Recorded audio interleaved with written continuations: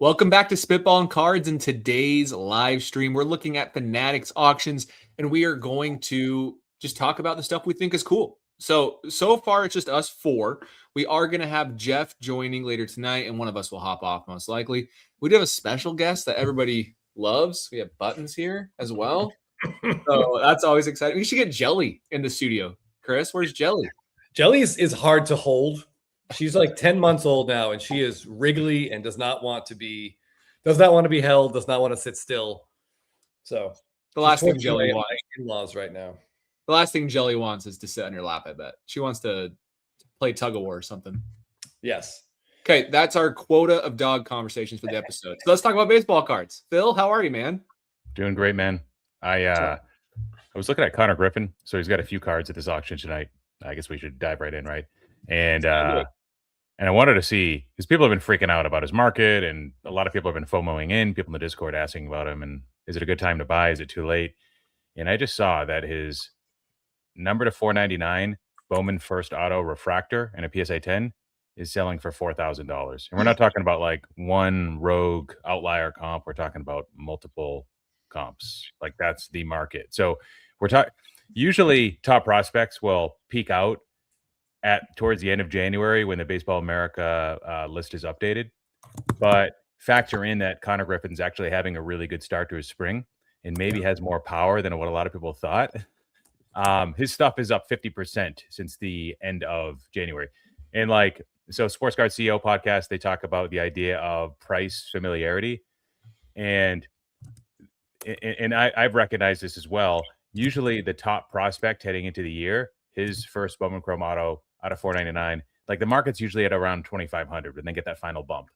But this year we're seeing 4,000 for Connor Griffin, and inflation, other factors. He's probably more major league ready than Jackson Holiday was, more power than Jackson Holiday. He doesn't have the name, but everybody knows his name now, and I think more and more people will get to know his name. So Connor Griffin has two of those refractors in PSA 10 going tonight, and they're currently like way under the expected ending price, but it's gonna be fun to watch, I think. Okay, Connor Griffin's expensive.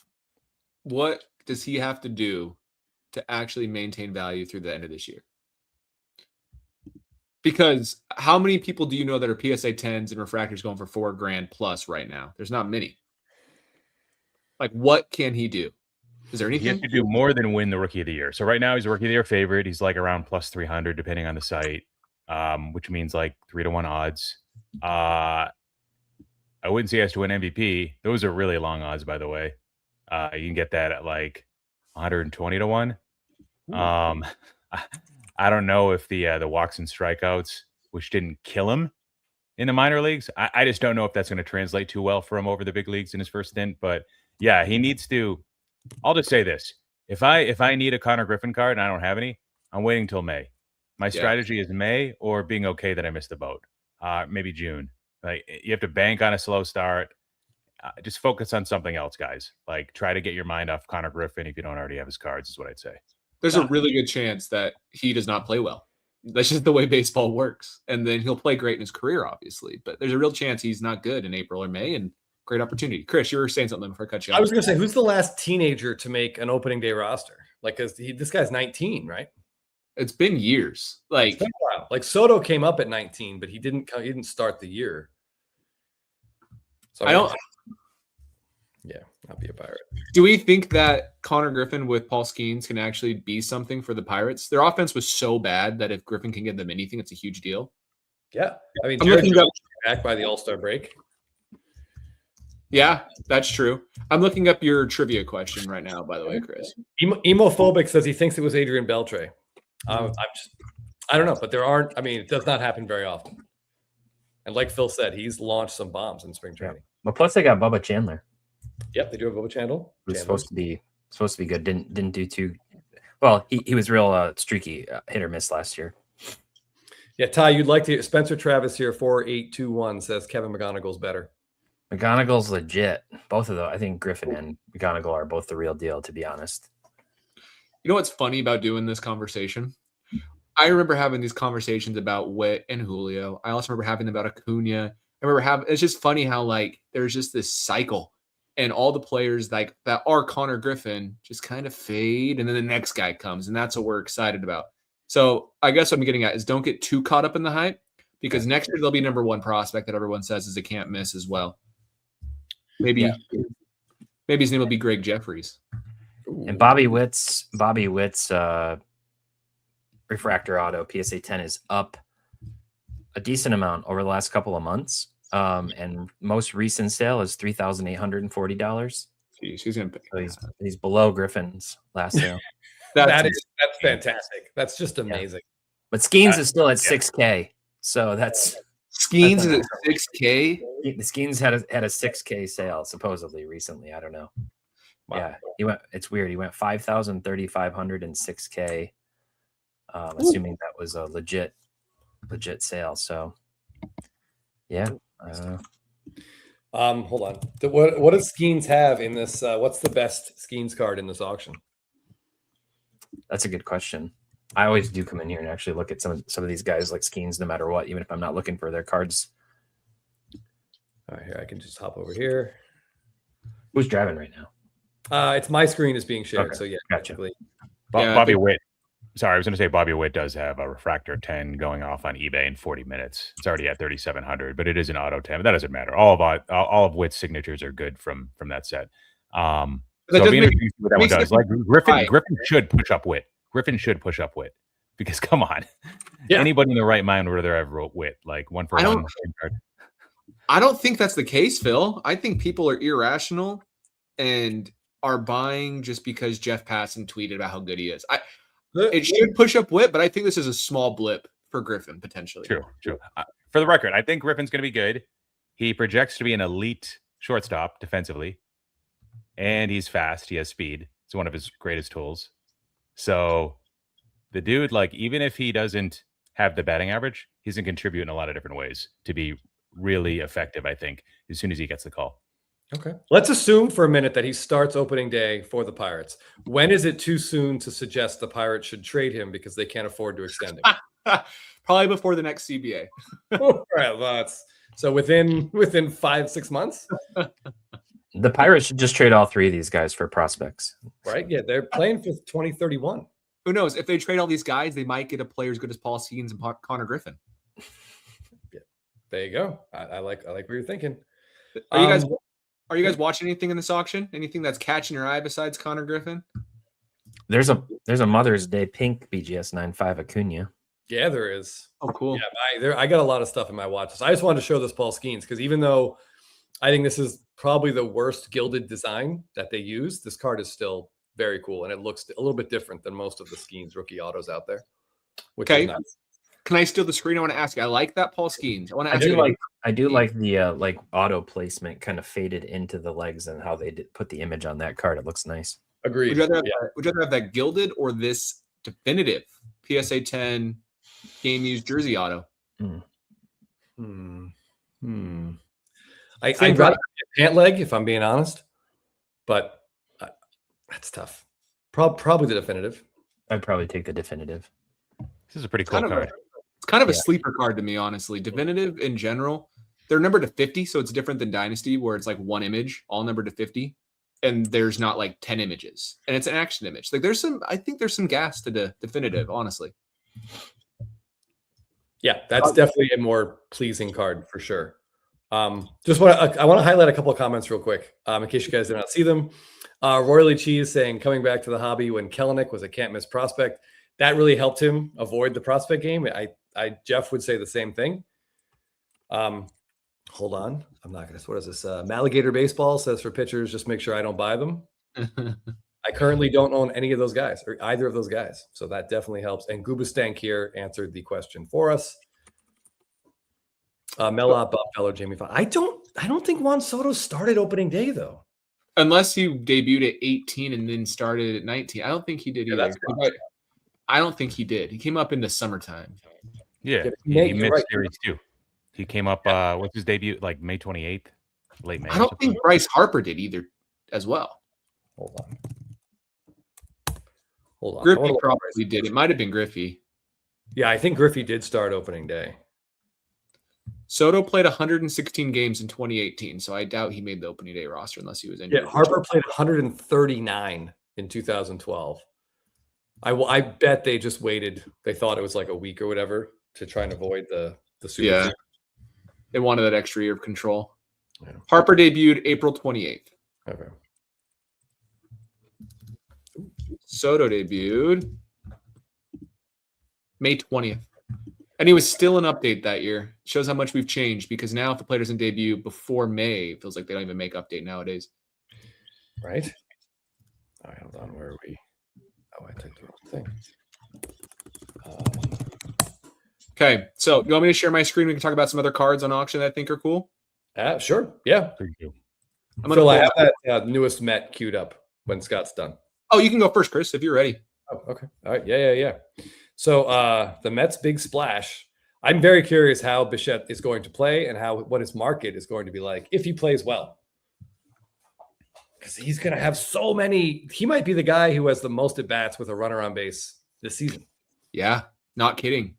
With Soto ahead of him, that's a pretty big one. And Lindor's not like an OBP slouch. No. Where did they say where he's going to bat in the lineup? I believe behind Soto, I think. Okay.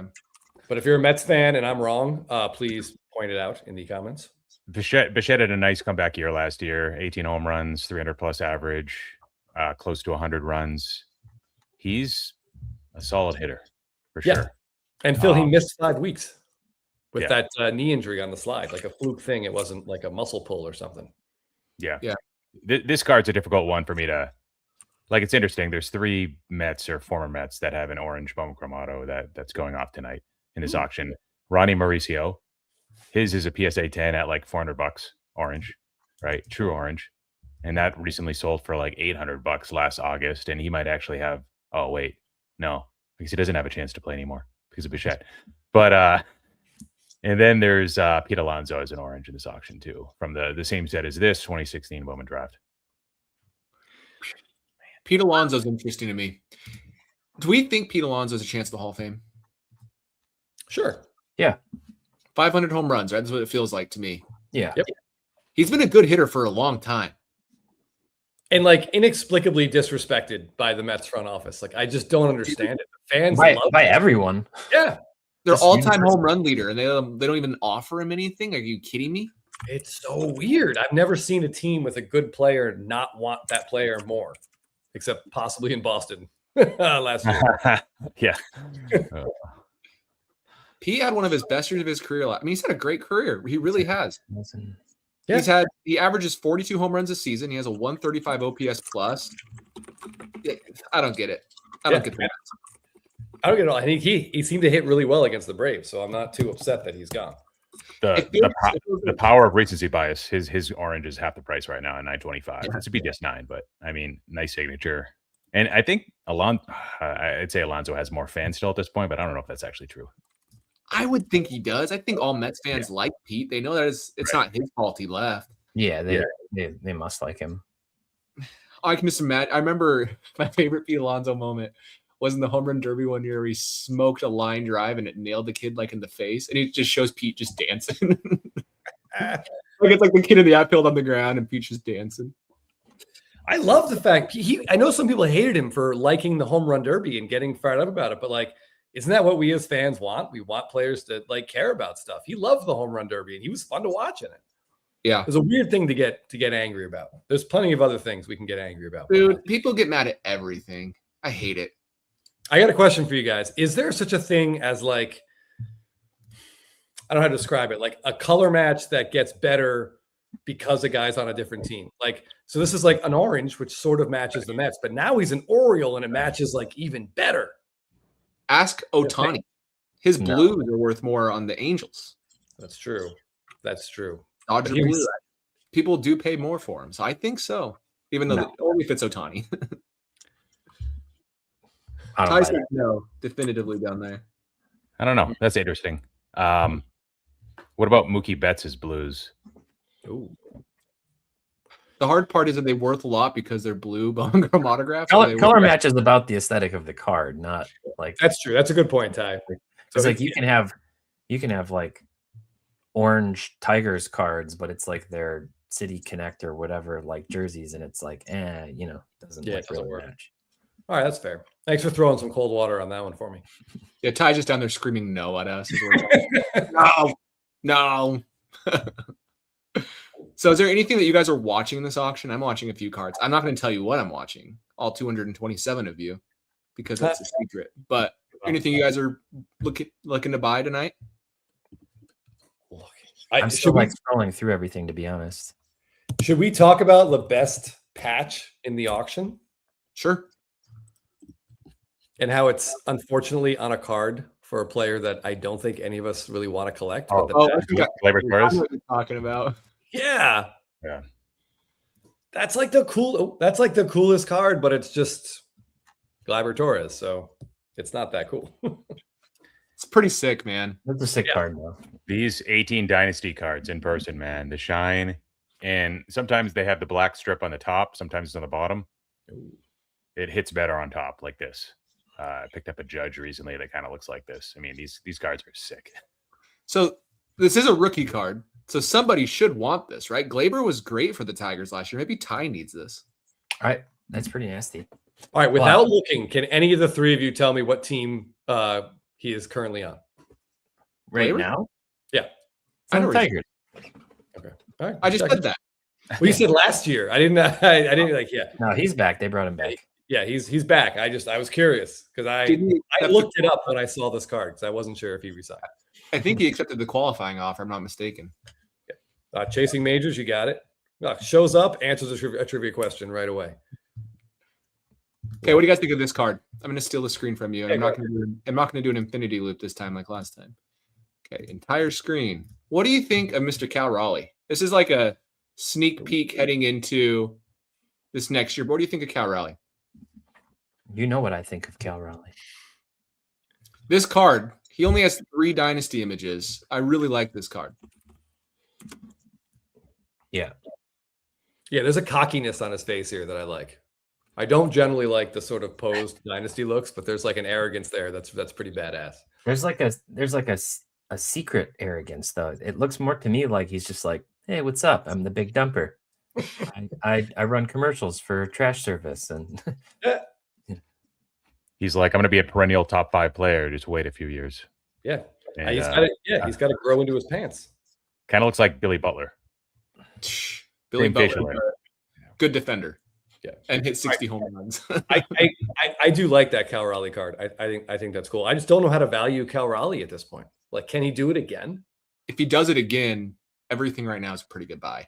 I mean, I don't even think he needs 60. I think he just needs to go in and have 45 to 50. That's still a second most home runs ever for a catcher, right? Like, if he does it one more year in a row, we're talking about Cal Raleigh as the catcher of the generation pretty easily. Yeah, especially because the Mariners should be good. If they can stay healthy, their rotation is incredibly deep.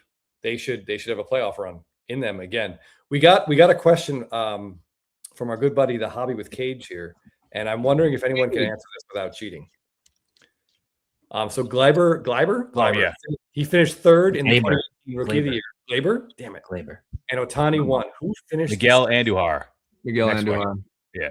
Easy. Right. A lot of people thought that Andujar should have won. I remember watching a Yankees broadcast, and Reggie Jackson was pissed off that Ohtani won it and was saying how overrated Ohtani was. Shows how Reggie is. Well, Staley Gilmore, you are right. When you hit 60 tanks, you can definitely smirk on all your cards, for sure. Can I just say Big Dumper is an all-time nickname? Literally all-time nickname. Was that given to him by Kelenic? Is that the best thing he ever did in his career? It's almost too good for Kelenic to have done it. You're talking about his career like it's in the past. Yeah, he's on the I thought it was White Sox. He's a White Sox player now. Wow. Well, if there's a roster in baseball he can crack, it's probably that one. Oh, they got a lot of young talent. They do. All right. Scott, do you want to show another card, or can I steal the screen back? You can. Oh, yeah, you can take it. That's cool. All right. So this Ohtani is up here. Where? Okay. There we go. So this is his Topps Chrome update, all-star image variation gold refractor. That's a lot of words, but I kind of like this close-up image with the pad in his mouth, because I believe he got a hit in the All-Star game. And I like that you can see the patch on his arm, so you know what it's from. So I'm a fan of this card. Scott, when we did our Patreon video where we talked about what we wanted the images to be, this was, I think, like our second or third choice for Ohtani. And they chose one of our top 5s. I think they did it twice. Not a great ratio, but that's okay. But I like this card. I'm wondering if a raw copy can cross $1,000. At this point, I think there's nothing an Ohtani card can't do. Well, I mean, it's already a raw copy. I mean, it's already almost at $1,000, the buyer's premium right now. That's true. I always forget about the buyer's premium in there. It's like what is that, 900 right now? So it only needs like 2 more bids, and it's there. It's a cool card. I've always had a hard time with like the all-star cards and the Topps update all-star cards. They haven't done much for me. That's a personal thing. That is not like something that somebody should listen to and then not buy them though at all. But do you guys like those, or am I on an island on that one? There's a couple of these cards I really like. I like this one, and I like the Paul Skenes where he's pitching to Aaron Judge, and you can see Judge in the foreground. That card's awesome. It's got the gold cup on it still. So, I mean, I think, it's got to be, for one of these cards to matter down the road, it has to be an image that we remember. It's got to be an image that really draws attention. Phil, does this image do anything for you? A little. All right. That's pretty good. I think there's better Ohtani images, even this, That's my only thing. Speaking of good Ohtani images, I'm going to steal the screen from you now, Chris. Yeah, go ahead. This is Chris's favorite card in the whole world. Oh, yeah. These have gone nuclear. These are crazy. This is a PSA 9, and if I put a mock bid on it, we're looking at $650 basically. So I just sold one of those in our Discord. Yeah, what'd you sell it for? I sold it for 700. Okay, so we got to get beat 700. Is this your? That'd be funny if this was the exact copy that I sold after. I doubt it. I have 2 things to say about this. One, raise your hand if you're the current high bidder on this card. I should go back and buy it then. It's you. 100% is me. And number 2, Ty, when did you sell it for $700? Not too long ago. It was like a few weeks ago, a month ago. Yeah. Okay. I thought you were insinuating it was like yesterday. Chris, I was going to put a bid on this just to be a dick, but I won't. Good. No, you can. No, please don't feel like you can't put a bid on that. Like, I'm not going to win it at my bid. Oh, I don't want it. I just. Oh, wow. Damn. Yeah, it was going to be a joke, but I was like, that's pretty mean, so I'm not going to. No, it's okay. This sold 4 days ago. Hold on. I'm stealing the screen. I'm trying to steal the screen. Oh, I can't. Okay. I'll stop sharing. Go for it.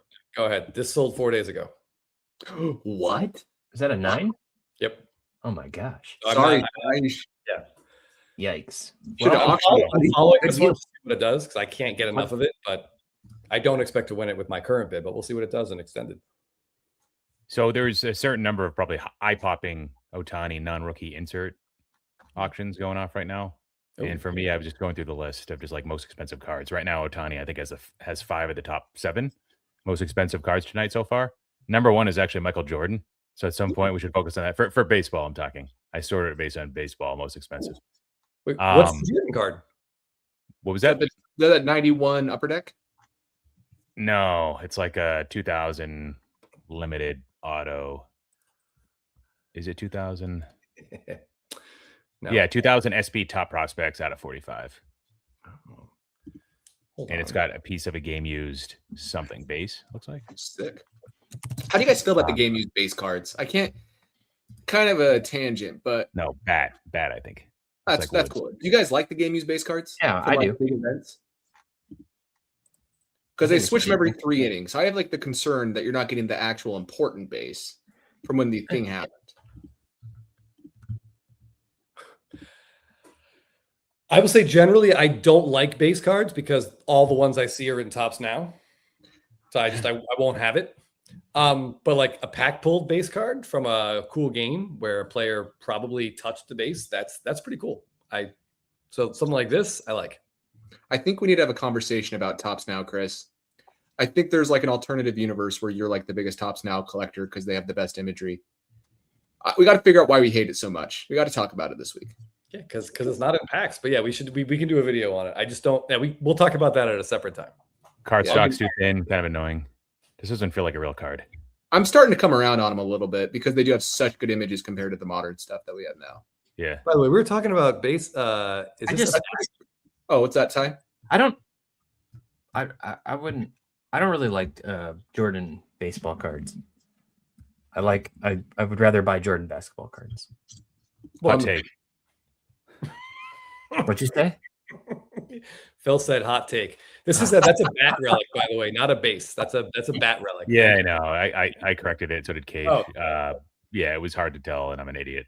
It says right there in the slab. But anyways, so there's an Ohtani headliners card. Do you remember those cards from Finest? The big head? I was going to show that one. Non-serialized. It's already at 7K, 2025. Kind of reminded me of the image that Chris was showing. Like his head looked a little big in that one, but I actually kind of like these. I don't like all like big head cards, but this one I actually do like quite a bit. I don't know. Let's take a vote. 5, you love it. 1, you, or just thumbs up, thumbs down. 3, 2, 1, go. I don't like this one. I like the flagship where the head's bigger, but I don't know if it's the design or what, but it just looks weird. I like this one a lot, actually. Get it, Ty? You've been selling some cards. Can we I don't like it $7,000 worth, but it is cool. Ty, can you pull that? Can you share that one more time? Yes, I can. All right. Royally Cheese wants to know bat relics. Is there someone just chiseling off pieces of the bat? Do they throw it through the chipper into like a bag? Like, how do they do it? It's a good question. Were you saying to share this again or the? Yes. Yeah, I was. Those are two separate things. Okay. Is this the exact same image that's on his his Topps Chrome SP? It's like after the home run off Dylan Cease. Oh, and the NLDS. I think you're right, dude. Yeah, maybe that's a little bit different. I don't know. I don't hate it, but I don't want it. You put 2 thumbs down. I did. I do hate it, actually. That's it. I do. I like it. Well, what about this? I know it's a sticker auto, but what do you think of this card aside from that? I mean, aside from that, yeah. Do you like that's it? I had to stop myself because we're live and Phil can't edit out what I wanted to say. I like this card too. Ugly They both like scream like I don't know, like 90s kid to me. I like both of them. I like this design. I think it's cool. I like the design a lot. I like the colors in it. I hate that they put a sticker auto on it. So if it was just the base card Superfractor with no autograph, would you like it? Yeah, but I would probably just spend less money and just get a copy of it. Like the Fanatical inserts in Topps Chrome, those baseball ones. I don't care about the reds or the supers. I want one of the base inserts because it looks cool, and I think this card looks cool. Yeah, they look really. This set in a binder would be great. I like it with the super background though. I think it looks cool. Yeah. This pops the 3D him. This is a big one that I'm watching. Oh, okay. Now we're talking. When you say watching, I mean like you're gonna bid on it watching, or just you want to see what happens to it? I'm just watching. Just watching. I'm watching. I'm just watching. I feel compelled to put this comment on the screen. Makes me Aaron Judge have any other nice stuff going off? Transcendent 2021, variation 1 of 1. Oh, I have an Aaron Judge card I want to talk about. Can I pull it up? Sure. Before you do, I just have a question for Ty. Is McGonigal going to make the team? Are we expecting him to make the team, Ty? Or he's hitting almost 500 in spring training, so now they're saying he may. He's got like a 1.2 OPS so far. They'll probably want to put him in the minor leagues just so they can manipulate his service time. I'd have to guess. Probably. He's less of a lock than like a Weatherholt who has some AAA time, and I guess Arenado's gone, so there's a clear position for him. Yeah, true. Tigers are, I guess, all teams are kind of like that, right? Even though the incentives of holding the guy down for longer are less than they were, because if you win a Rookie of the Year, you get like what, some extra. Yeah, you get an extra year. I don't think you have to win. I think isn't it just the top 2 or three? Yeah. I will say though, Phil, I think the team that offered Tarek Skubal $19 million in arbitration is probably going to try to save whatever pennies they can out of young players. Yep, unfortunately, it's true. I'm so glad they lost. No offense. That must have been the shortest hearing. That must have been the shortest deliberation of all time. Yeah, it was so stupid. Yeah. So this is a very nice card. So that's sitting at 13,000 right now. Ooh. Yeah, that's at I guess 13,000 or so. And the last time a BGS 9.5 sold was on Heritage in 2024, summer of 2024, for 11,700. So this is trending up. Retired on a high note. And he sure did retire on a high note. I like Kershaw. I love Kershaw. Yeah. Awesome. Can I steal the screen? I want to answer Phil's question from the past. Phil's question was, what is an Aaron Judge card that you're watching? And this is one that I think is really cool. I don't know if you guys have seen it yet, but I think I know which one you're going to pull up. I just looked through a few. The definitive Bronx Bombers signature. That's cool. I always love when they have like relatively significant, inscriptions. Not the right word. What's the word looking for here? No, I think that's right. Yeah, that's it. But either way, like this autograph does kind of bug me because it's faded a little bit, right? It's starting to go. Maybe it's not. Maybe it's just the lighting they use for scans. Some of these scans don't do the cards justice. And I think the white background probably makes it look a little bit lighter. Yeah. Yep. But I think that's an incredibly cool card. Definitive from 2017 has some cool Judge stuff in it. That is a cool card. Now, honest question. Do you guys think Aaron Judge had to have someone spell Bombers for him, or did he get it right on his own? I don't know. He went to college for at least 1 year. So he's a college guy. So All right. Well, it's not like LeBron, who went from high school to the NBA. So Who pretends to read books? yeah, it's always at the first chapter every time. Always on the first page. I like the added bonus of the RC logo being visible on here. You don't get that with some of his other cards. Just an added bonus, which is definitive. It's not Dynasty. Phil loves bashing his own cards. He has a Dynasty. I think Cage actually sold that. My recent pickup. You're the one who made Cage a nice little profit. Oh, Okay, yeah. so what I've done, I have a couple cards I want to talk about going back from 1995 forward. We're more modern baseball. Maybe we'll talk some vintage, but do you mind if I show a few things so we can get your thoughts on them? let's do it. Very first, this is a cool card. This is the Platinum Gold from Totally Certified. Ty, you probably are the only other person that really knows this set. Maybe Phil does. I don't think Chris has any idea what this is. I opened one pack of this product back in 1997. One pack. Nice. Did you pull the Platinum Gold Certified of Jeter? Because if you did, it's worth at least $7,000. No, the best card in there is a base McGuire, which I think I still have somewhere. That's still pretty cool. Yeah. So, Chris, how do you feel about this as a guy who I want to get into 90s cards? I mean, I would love like the Maddox or the Chipper of this. I would love to own one. They're really cool. They're really cool cards. There was a Larry Walker that I had in my sniping app, and then it didn't work. And they're out of 30, so I might never see it again. And it was like $200. That was a sad day. But no, cool card. So I want to know, Ty, I know, is a peel off guy. I'm a peel on guy. Do you guys want the peel on or peel off? What do you like better? Off. Always off. What do you think, Phil? It doesn't really matter to me. Chris, what do you think? I'm so torn. Like peel on is how the card came, right? Bingo. That's how it was in the pack. So I feel like we're almost altering it by taking the peel off. But when the peel is off, the shine of some of these, like especially the regular certified set is insane, or the regular Pinnacle set is nuts. So I don't know. I probably would prefer peel on. If it literally says peel off on it.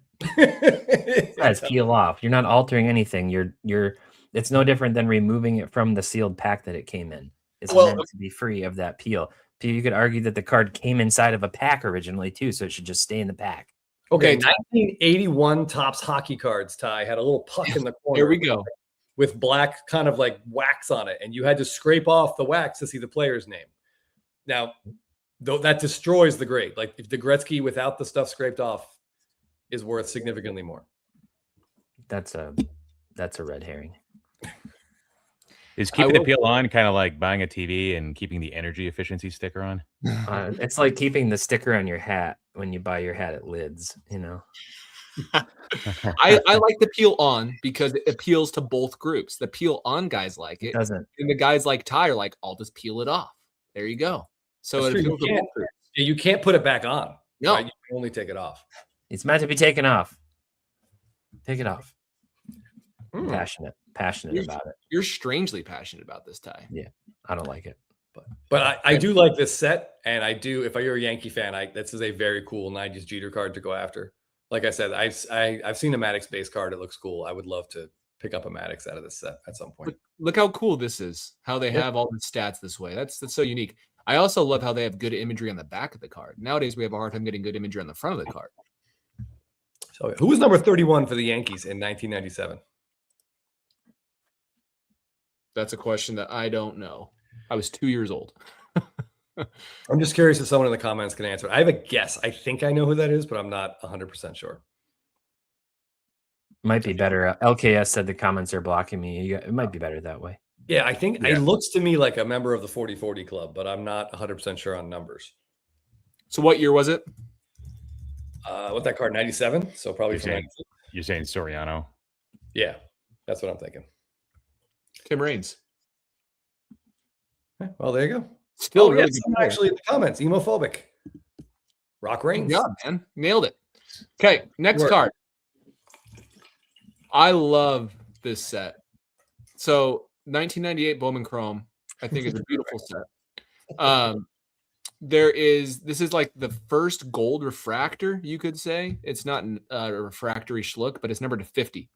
They have the golden anniversary refractor, and the difference, this is the gold because it has this gold Ken Griffey Jr.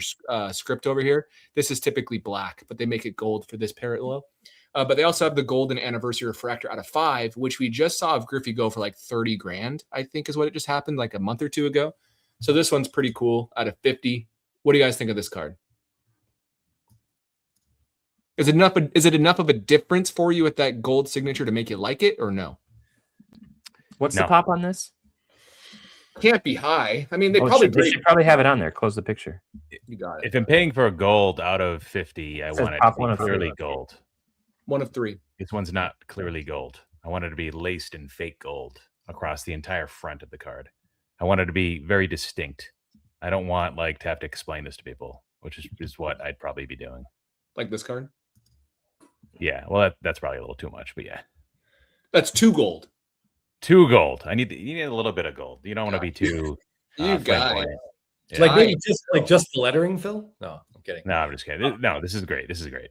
I that image that's like a perfect post swing Griffey with a nice glued outline right there. Like it's just a good looking card. I know Griffey didn't do steroids apparently, but his lower body looks like he did steroids. He looks jacked. He did his hip thrust. There's no argument. No, that's a very, very cool card. And I think if you're bidding on it, you know what it is. You don't need. There's enough hobbyists out there that know exactly what this is and that it's gold. That we just need Jersey Phil to come out here and make a video on it to educate all of us. Right. I still got to figure out an accent. I'm like going back and forth between Rhode Island, Fall River, Boston, a horrible New York accent. I've got to like stick to one area. That's what I get some feedback. So, okay, next card. What do you think of this one? Yes. Yeah, that's awesome. Always. Yeah, it's cool. So this is the Legacy Collection of 100, but this is not 1997 Flair Showcase. This is 1998. I'm surprised it's this high.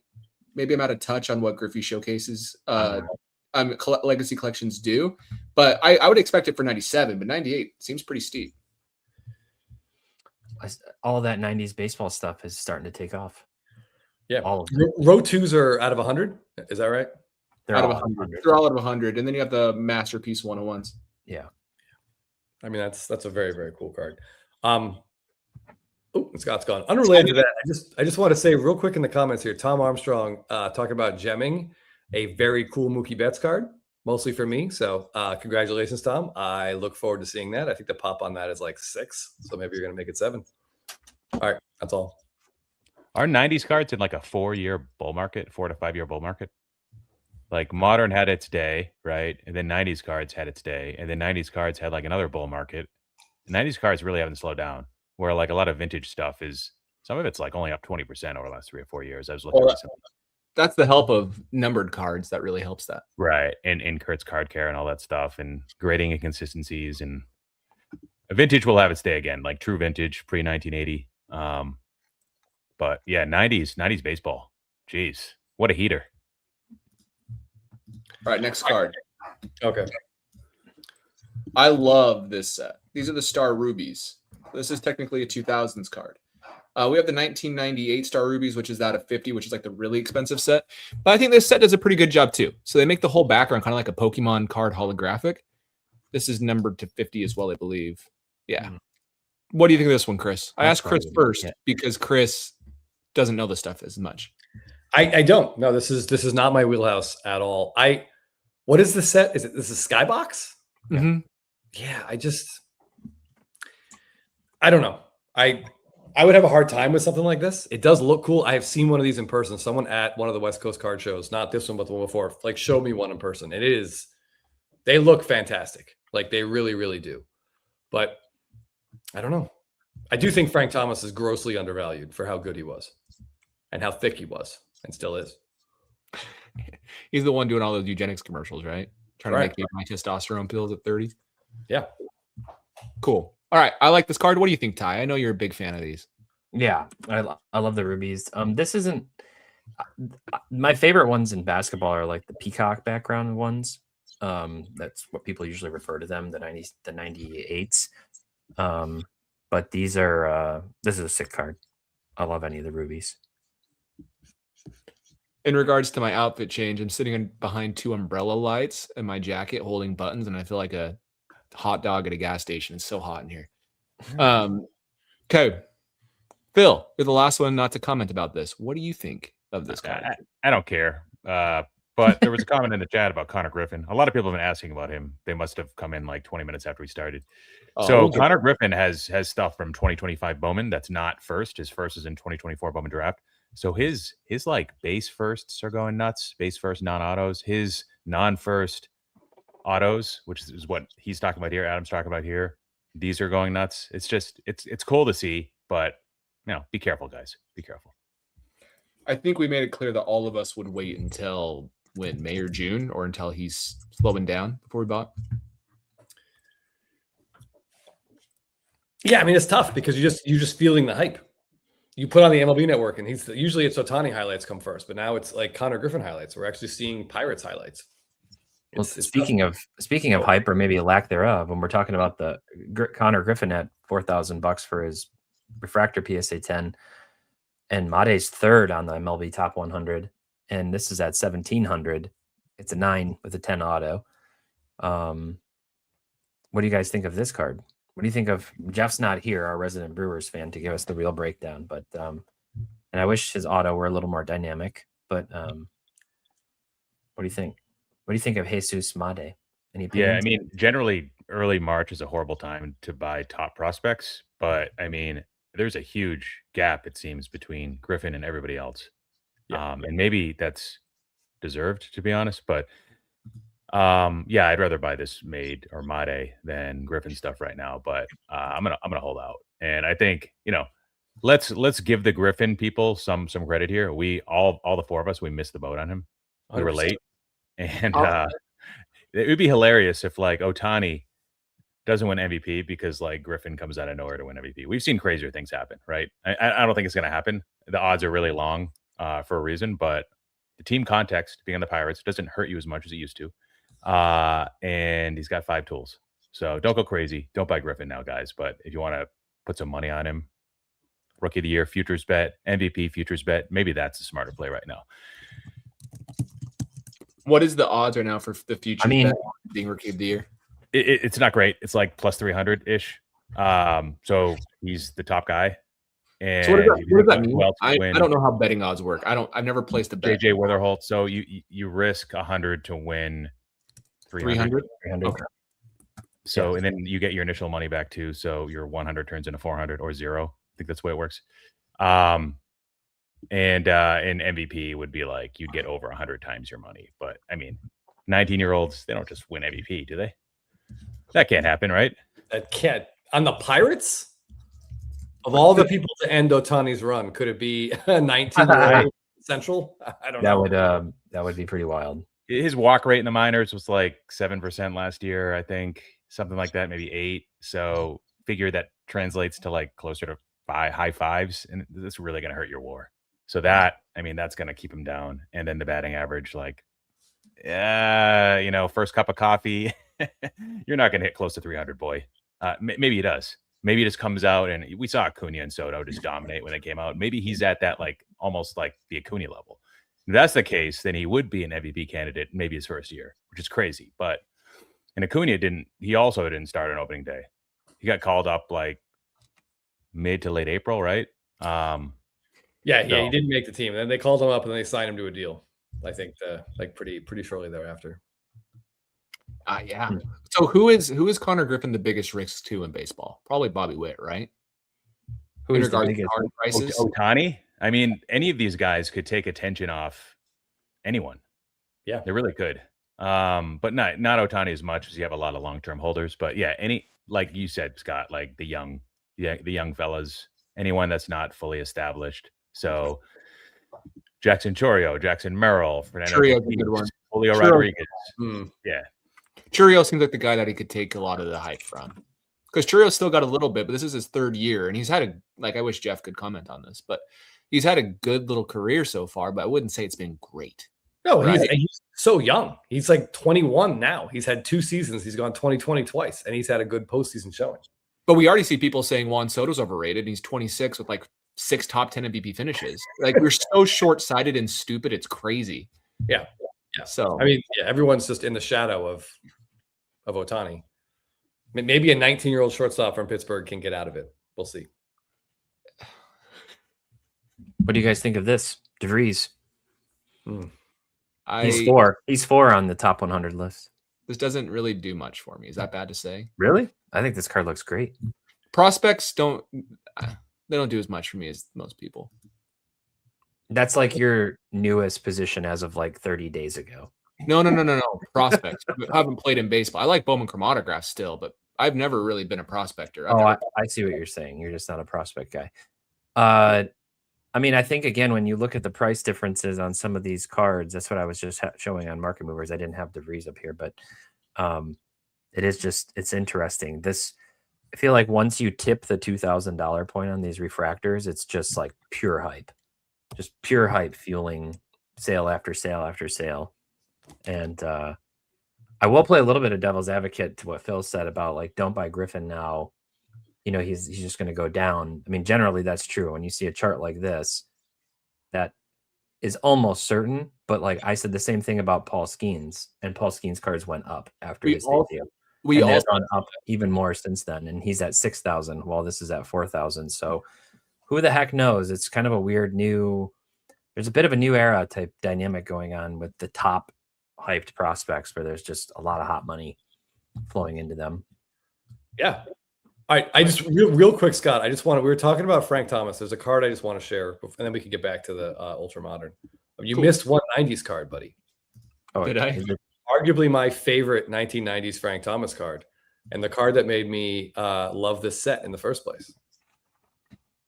Now, this one's not going to set us back very much.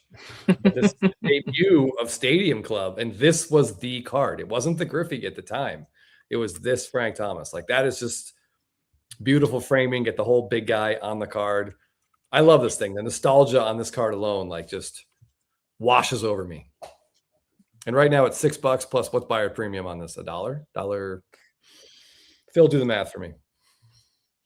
Yeah. Premium, it's going to be $1.20. $7.20. Okay. Yeah. I mean, that's. Is there a minimum, like, you have to pay $15 in this auction? I'm pretty sure anything under $15 Probably $15 regardless. Yeah, that's true. So it's like $15. Okay. It'll be $15 for a while though, if you like it. Yeah, that's true. Anyway, I just like that card personally. Wanted to show that one. So here's a card that someone mentioned in the comments I wanted to bring up. So I thought it was an appropriate time to talk about it. This card is a stupid sale a little bit to me right now. Maybe it's not. Maybe I'm stupid. Nick Kurtz, 21 grand for a out of 10 PSA 10 X-Fractor. What do we think of this card? Black X-Fractor? Oh, I forgot they had a black X-Fractor. Exactly. That's why I'm like surprised it's so expensive. We forgot it even existed. I'm excited to see what Kurtz does this year in a full season. If he can keep that batting average close to 300 and keep the OPS close to 1,000. We saw, obviously, as a favorable home environment, but he killed it on the road too, as we discussed in a recent video. This dude is it's exciting to see so many young players actually pan out. You know, yeah. I hope like one of Griffin or McConaughey like goes nuts this year and really surprises people. I can't wait for them all to lose a year of their career next year. It's going to be so. That's sad. Depressing. The heck. Well, I can't. That's an issue. I can't wait for that ballpark in Vegas to open up and we do like a spitball meetup. We all watch Phil's degenerate gambling in first person. It's going to be awesome. But the A's could have Kurtz, Rooker, and DeVries like right in the middle of their lineup. I think the future's bright in Oakland. If they could just get an owner that actually cares about the team, that would be amazing. But I like Nick Kurtz a lot. I like Rooker. DeVries just went from San Diego to Vegas. Like that's a huge upgrade for him if he can make the team at some point. That is a big sale, Scott, based on the fact that this sold for 12,500 number 5 like a month ago. Oh wow, that's crazy. So very interesting. But this was a fixed price, whereas the other one you're looking at is an auction. So it could be just that person with the red made the same mistake I did with the Ohtani X Fractor. We've all done it. We've all had that happen. So I want to get your guys' opinion on something, because now that we've had time, like every single time Topps introduces something new, it's hard not to hate it. Like in regards to like the frozen fractor, I hated them and then I came around on them. What do you think of these bubblegum parallels and the peanut parallels and all these different parallels? Do we like them? Because this is number to 5 bubblegum parallel sitting at the same price as basically that refractor right now. How do we feel about this card? I hate it. I think we all do. Not to speak for everybody, but I was going to make one point about Fanatics Collect or any really auction house outside of eBay. Because they vet buyers, we don't have to like look into sales history, bidding history, and be like, wait, is this a shill? We just assume that every auction is going to get paid for. So it's kind of a nice thing, and they don't all get paid for, but the rate is just so much higher. So yes, yeah, that like eye-popping sort of difference in the two Kurtz cards that we just showed. Like that is something we can we don't have to just take it with a grain of salt. We can be like, yeah, all right, this is craziness with Kurtz. But yeah, this card here, I guess there could be upside here because all Griffin stuff's going nuts. So actually, I do like this card, but I probably still won't try to bid on it. Do you like the peanut parallel or the bubblegum parallel? Is there a premium to one versus the other? What would you pay more for, Phil? I'd pay more for the peanut parallel. That's more baseball. But what about people with peanut allergies? They can't own this card. Definitely not. Okay, I was talking to somebody today about oh, it's too bad how like we can't bring in like peanuts to school, because there's all these like rules around when you can have peanuts and how you have to like disclose what you have, because that's like one of the best ways our kids get protein. I don't know. All right, not to go down a tangent. All right, next thing. Phil wants everybody to suck it up with their peanut allergies, it sounds like. Here's a good example of 2 cards that I think are very intriguing. The first one, first of all, it has exceptional eye appeal, this Min Gem right here. It's top 15%, guys, this Min Gem. But we have this Ohtani out of 499 versus a Kershaw gold out of 50. Bowman chromatograph. Do we feel like these are a little bit too hot right now? I personally do. I'll answer my own question first, and feel free to say no if you don't. But like these base refractors, they're too common to me to have this much value associated with them. I'd take the Kershaw personally. Yeah, me too. You could make an argument with a lot of Ohtani cards, not just this one versus insert card at similar price point of a different player, and then say, wow, this seems really high for Ohtani. But yeah, I take Kershaw too. So I want to talk about this. I think there is going to have players, when we say big value is relative to like what their current value is, right? I think a lot of players are going to have value in the future, just like a lot of the 90s players have value. Frank Thomas has value. Griffey has value. Even Larry Walker's gone up a lot since 5, 10, 20, 30, 40 years ago. Not 40 years ago, but you know what I'm saying? Like, I think we kind of get into this mindset where it has to be Ohtani, and I don't think that's the case. So don't feel like you only can buy his cards and miss other great cards if you have the cash like allocated for them. That's my personal take. I love Ohtani. I own his cards, but I think we're getting a little bit crazy personally. Yeah, I will say I will defend that card because someone's got to be the contrarian. I think that like visually, aesthetically, that's his best looking rookie card. I think the refractor looks better than any of the colors except the red. It's just I had the good fortune of holding one in my hand. Jeff and I owned a PSA 10 for about 3 weeks. Bought it for 6, sold it for 9.5, and we were like, "Good job, us." And we don't feel as smart as we did back then anymore. But it's just like aesthetically, that card it's something. And I wonder how much of those $4.99, What number do you guys think are out there in the wild, have been ripped? Oh, I bet 80%. Have you checked the pop? No. I mean, you got to look across everything. I bet at least 80%. A lot of that product is open. A lot of it's being open now. It's not really a product you keep sealed because they're redemptions. It's not as good of a speculation product as other sets. I think 80% is a pretty good number because you can look at the reds, and there are 4 of the 5 reds have been graded. So there's 419 graded across the 4 grading companies, but some of those are probably resubmitted, but it's probably about 80%. Yeah. So let's just scroll down a little bit. Can you? I'm sorry. Can you go up? I want to look at the Finest Flashbacks auto, because that's Finest Flashbacks is the set that got me back into the hobby. Not this particular year, but they're just gorgeous cards. If this was an era in the 90s, I actually collected, and I love this idea of bringing them back with these autos. Like, that is a sick looking Shohei Ohtani card. I know you historically hate is a strong word, but I mean, you hate a lot of stuff in baseball cards. So I think it's an appropriate word. You hate this new autograph, but are you okay with this new autograph on this card? I don't really. Any Ohtani auto that is on the card, I am totally fine with.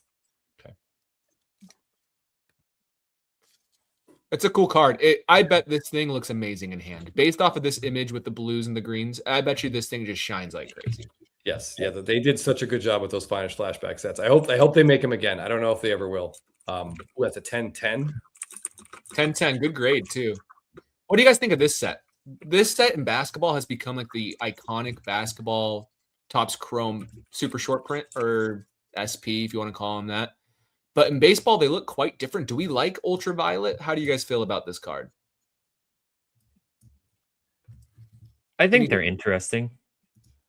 It's one of those where I wouldn't like, just opportunity cost wise. There's other cards I'd rather have at that price point, but I can see why people would like them. They're different. They have that, obviously, that retro vibe to them. So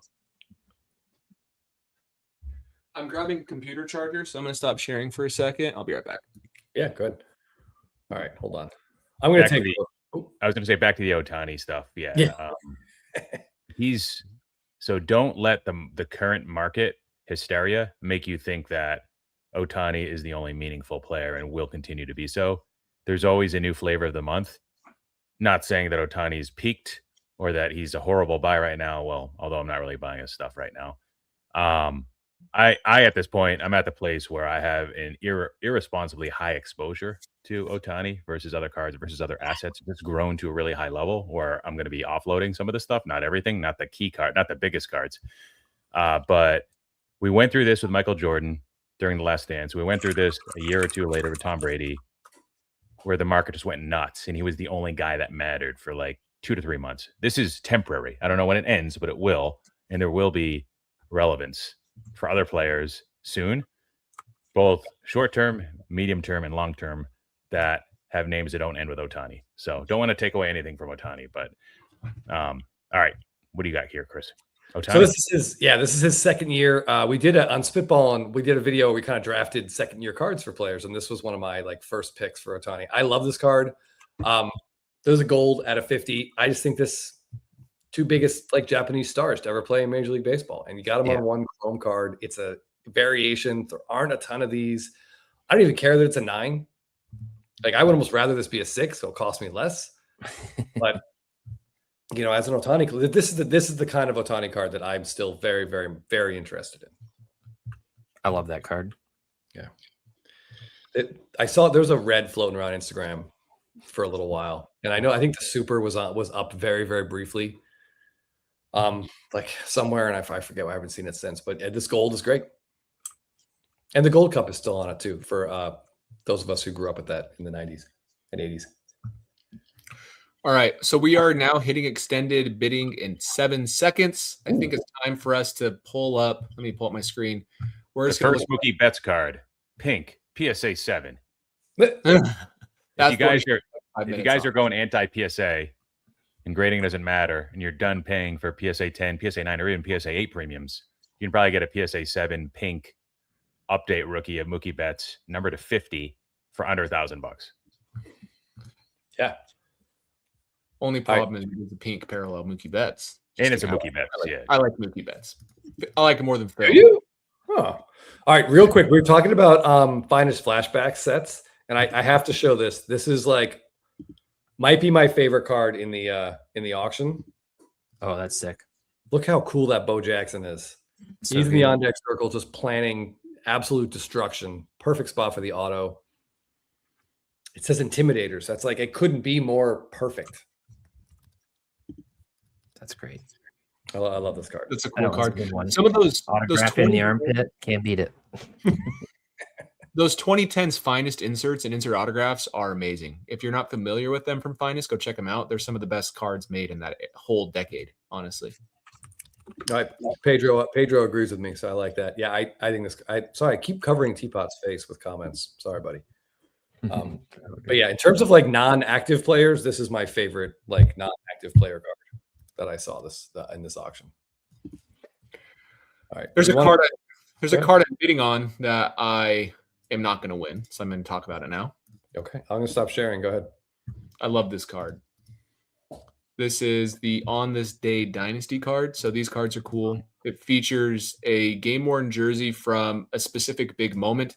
This is from his Mother's Day home run. You can authenticate at Major League Baseball, and the image is from the game, and it has like language saying what the day was, which is cool. And on the back, it talks about it as well. So I wanted this card, but if I were to place a bid right now, I'd be at $2,600, which I don't think I want. First year that he's in Dynasty for Mookie, which you might have already said that. So Scott, you recently bought a Joey Votto On This Day patch card from Dynasty, maybe a slightly better patch, but it's Joey Votto. It's not Mookie. So how do you, like, Scott, how do you think of the On This Day? Like, do you have like a multiple in your head? Like, how do you know how to price these cards? Because it's kind of hard to do so, isn't it? They're significantly more important than a regular Dynasty card, even if it's not a great patch. The Votto is it's actually a really good patch. It's the 101. A lot of times with these On These Days Dynasty cards, that's really unique is they only get 6 total copies. And a lot of times Topps does not repeat the same player. So Freddie Freeman, he has 1 On This Day Dynasty card and there's 6 total copies. And so I think that they're some of the best cards of players every single year. So anyways, I love this. It depends on the moment, I guess. If it's just like Super 4 with a walk, not as cool. And like you said, depends on how many the player has across that year and other, like Tanaka isn't he a guy that has like a ton of cards across multiple years? No, Tanaka has 1 card is all. You're thinking Aaron Judge and Mike Trout have quite a bit. But again, they have like 5 On This Day cards, but because there's only 6 total made, that's a total of 30 On This Day cards. Like they're still really hard to find. Like here's the Votto that I own. He went 4 for 4 at the home run in this game. This is part of the R on Reds, which is pretty cool. And then I also have, oh, that's not what I meant to do. Oh boy. I meant to show this one because they also have big playoff moment cards. There's a Dansby Swanson that's like a really big card, but this is Paul Goldschmidt's home run in the wild card to beat the Rockies, right? Like so they do cool stuff like that with these cards. So that's a card I was watching, but I think I'm out. I think it's too expensive for me. So it is that is a pretty cool Mookie. Speaking of Mother's Day, he's got Mother's Day colors.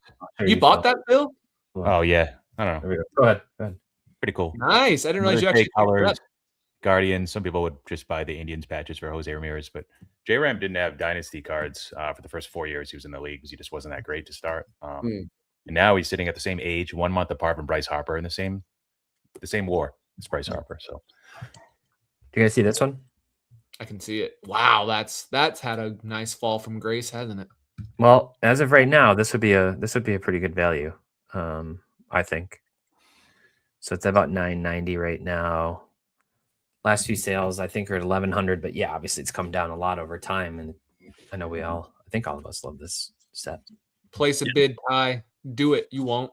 A couple others that stood out. You got an Ohtani Gold going for what the Ohtani Gold Refractor to 50 was doing a couple years ago. Yeah, you had that. When you sold it. Yeah, when I bought it for $4,000 and sold it for $6,500, I think. Like that's the Series 2 golds. That's his first one. And for whatever reason, that card is way more condition sensitive than the update gold, than the US one. You can see the PSA pop account is way lower. A little soft corner up there, even though it's not indicated maybe. But I saw this and I was like, oh, that's cool, platinum 1 of 1. And then I like zoomed in on his his eyeballs and was like, "Oh my gosh, get this guy an exorcism." I'm sorry, Ty. That's a flagship platinum 1 of 1. Yeah. Wow. Yeah, pretty cool. That's, I mean, you just don't see those pop up all the time. But how are the platinum 1-on-1s going to age? Not well. Because they were replaced. Because exactly that. We all think it's a base card. Yeah. Until we see the top, the label. He'll be okay. Not to mention Billy Butler, but like those are some of my more sought after cards of that era for him, though. It's like it's an interesting thing where maybe as time progresses, we'll be more interested. True. You showed you showed a Frank Thomas earlier, Chris, and Scott showed the Griffey legacy from '98. The 97s command a bit more of a premium, and this is Pop 1 PSA 10 of the Big Hurt. I like this.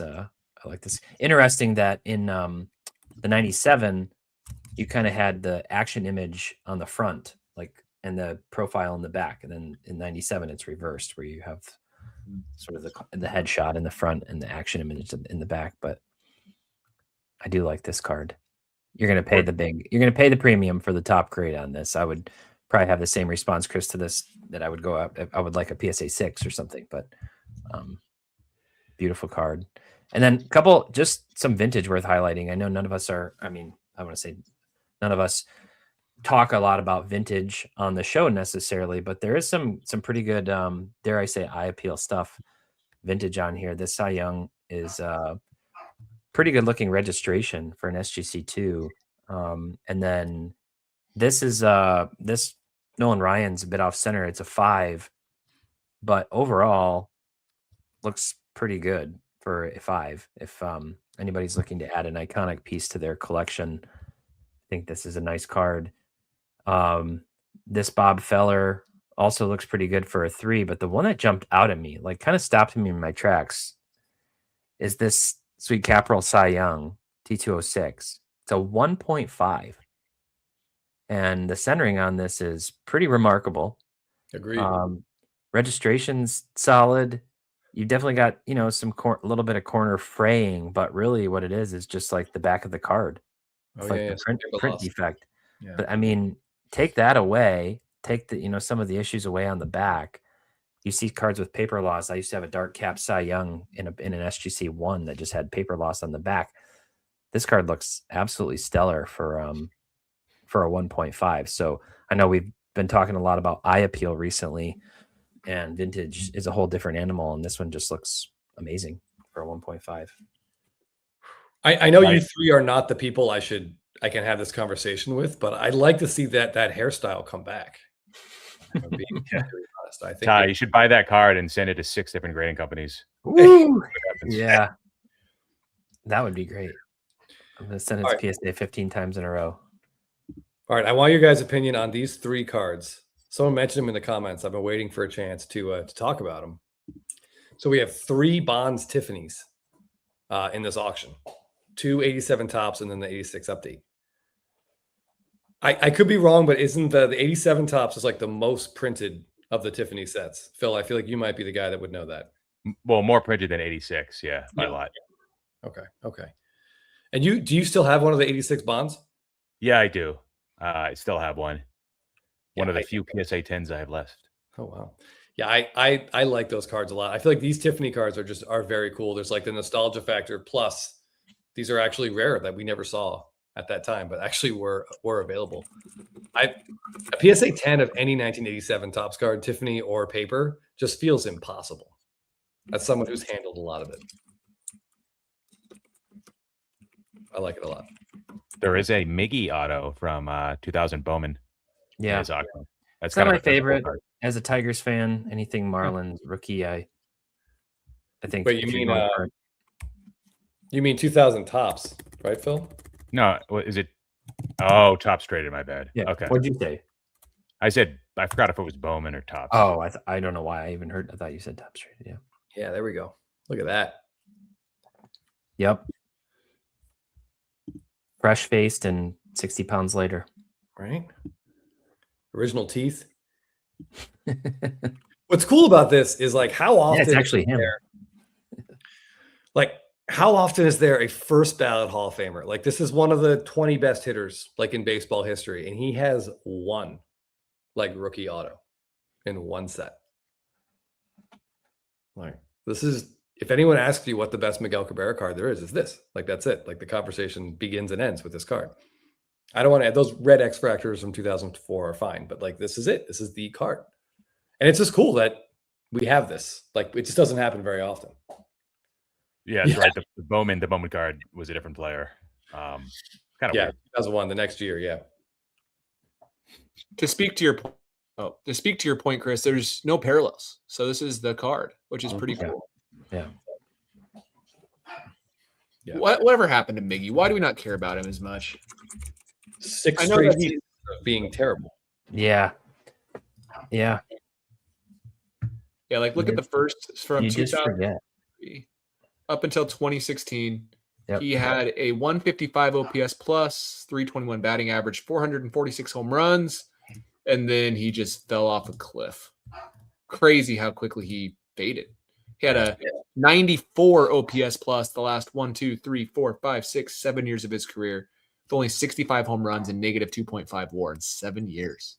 And he made like $240 million during that time period too, which is just, it makes it worse somehow. Yeah. But yeah, we're talking about back-to-back MVPs, a Triple Crown winner, I believe. And he absolutely torched Roger Clemens in the World Series, which puts him very close, near and dear to my heart. Okay, what else do we got this auction? Here's an interesting card, kind of just a quick lower end card. There was a time where this card was very, very, very expensive. This is the Bowman Sterling Mike Trout. This would have been like an $800 to $1,000 card at one point, and we can see the fall of Mike Trout continue. But if you want Mike Trout's probably lowest printed rookie card, this is your card. This is a beautiful one if you're ever interested in that one. Okay. We have Jeff. Are we having anybody hop off right now, or are we all? Yeah, I'll drop off. I'll let Jeff in. Let's pull him in, and then I'll jump. Oh, perfect. If Jeff's going to come in, then Scott, we're going to pull this card up. You got it. The Jaturio. Ooh, yeah. I've enjoyed hearing all the Brewer talk on here. Yeah, somehow we talk about the Brewers more when you're not here. Yeah, I noticed that. Just enjoying we think you're too biased, Jeff. Well, that's probably true. Why is this card not graded? Good question. I'll send it to Mike Baker. He can help us out. Put a sticker on it. I'm just so skeptical of these, sadly. Don't trigger me, Scott. I think this is cool. But yeah, I just like Jeff. I want to know. I want to know why this isn't graded. And full disclosure, I messaged Jeff about this card like, I don't know, 12 hours ago this morning. And I'm like, we should, if this stays at a certain level, like we should bid on this and then not talk about it during the live. But it got past that point. Yeah, he didn't quite go under the radar like we were speculating. But imagine what Connor Griffin would have went for of this. Right? Yeah. Yep. All right. I'm going to drop. You guys have a good with dimples and print lines. That's what I kind of feel too. See you, Ty. Have a good show. Bye, Ty. See ya. Thanks, buddy. Bye-bye. All right, Jeff, here's some fresh blood here.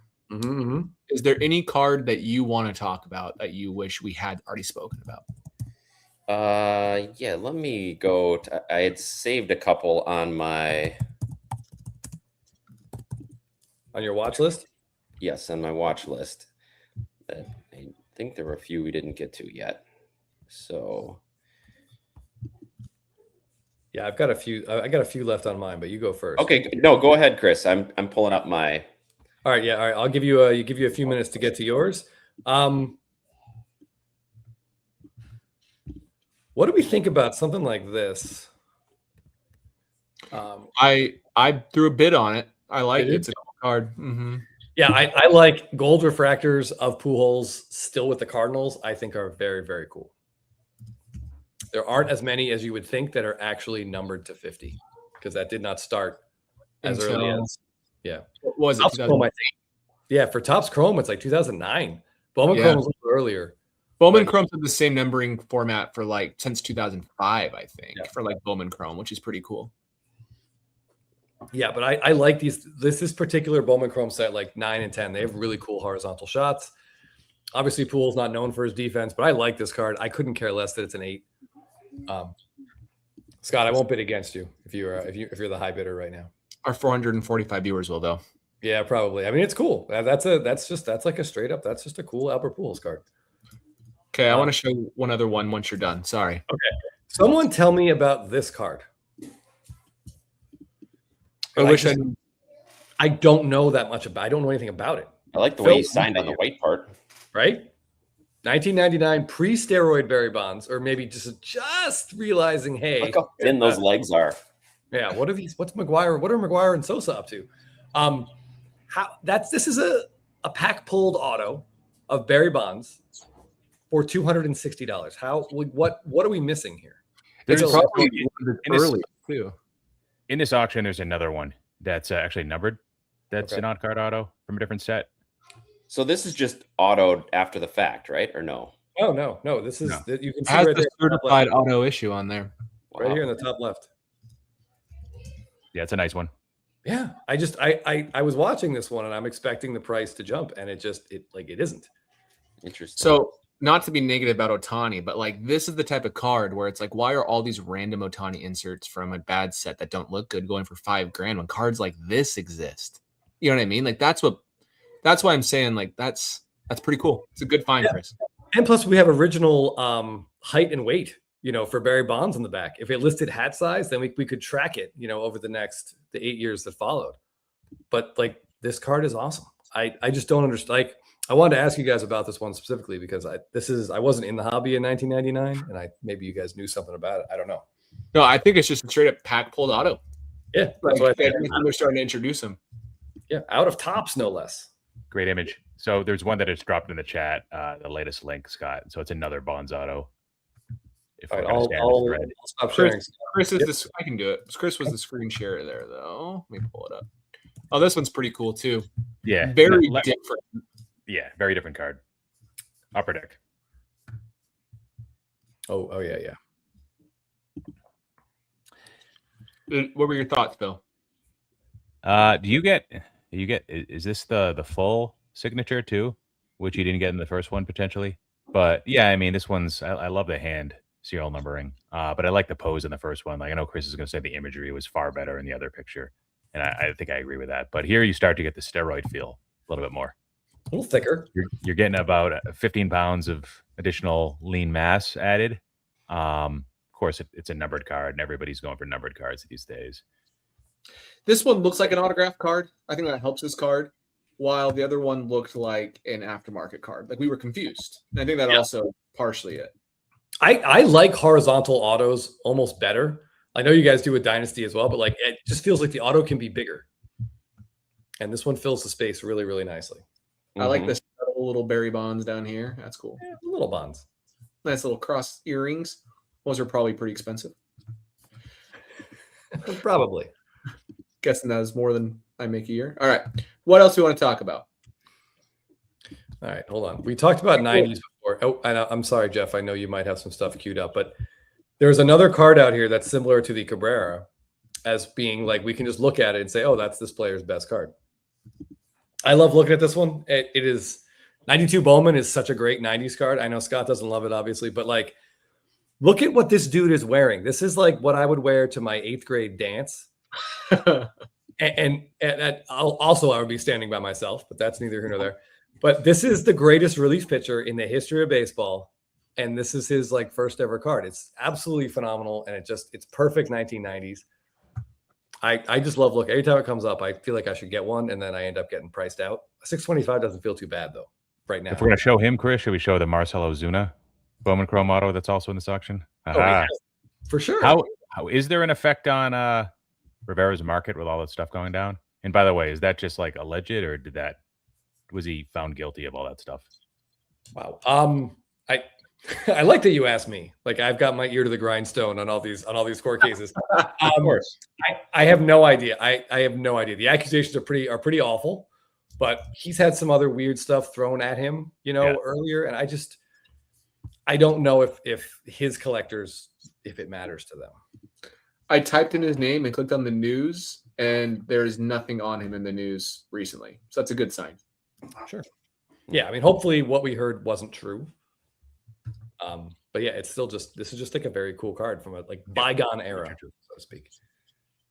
Ooh, Chris, here's one that you'll like. Oh, yeah. Sorry. That is not this episode. It was on eBay. It was a Barry Bonds Stadium Club autograph from 2001. But another day. That sounds like something I would really like. I think it might be aftermarket, but it's still dope. Probably. Okay. Chris, what do you think of Made? Jeff, you mean? Sorry, Jeff. Yeah. Jeff, what do you think of Made? Well, I want to hear what Chris thinks first. He's young and awesome. I'm very excited about him. I will not be buying any of his cards, though. I did the same with Churio. Waited at least until he got to the big leagues. Maybe I'm costing myself some money. That one that you guys showed seemed pretty reasonable. It did. Especially Sadly, compared to the Griffin. The Griffin price. Bid in on it. Yeah. No, I think Made is the real deal. The ball sounds crazy coming off his bat.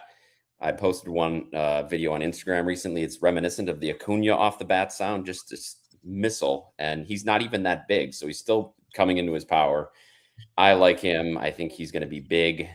As I've said before, the Brewers are going to be great when the strike ends in 4 years. Coming out of that strike, they're going to have a great young core. Yeah. But I did pull up. I pulled up a card in the chat. If somebody wants to pull it up, when you pull it up, you might see exactly why I was attracted to this card. I got you. Right. You guys hear Buttons barking? No. Faintly, but that's it's all right. Sorry, guys. Okay, what do we? But that's a cool card. That's from Phil. He blocked you. Let me pull yours. Yeah. But it's cool. Look at this. Fills into minis. Nice. Yeah. Yeah. It's Giannis Prism. These in the heyday were going for upwards of $50,000. Sure were. Now they are coming a long way down. Someday I would like to have one. I still want them to come further down. And I was just wondering what sort of premium that sticker in the middle is getting on this one. And this sticker doesn't look exactly centered either. So I'm going to have to grade that sticker. Heavy left, right? 8. Yeah.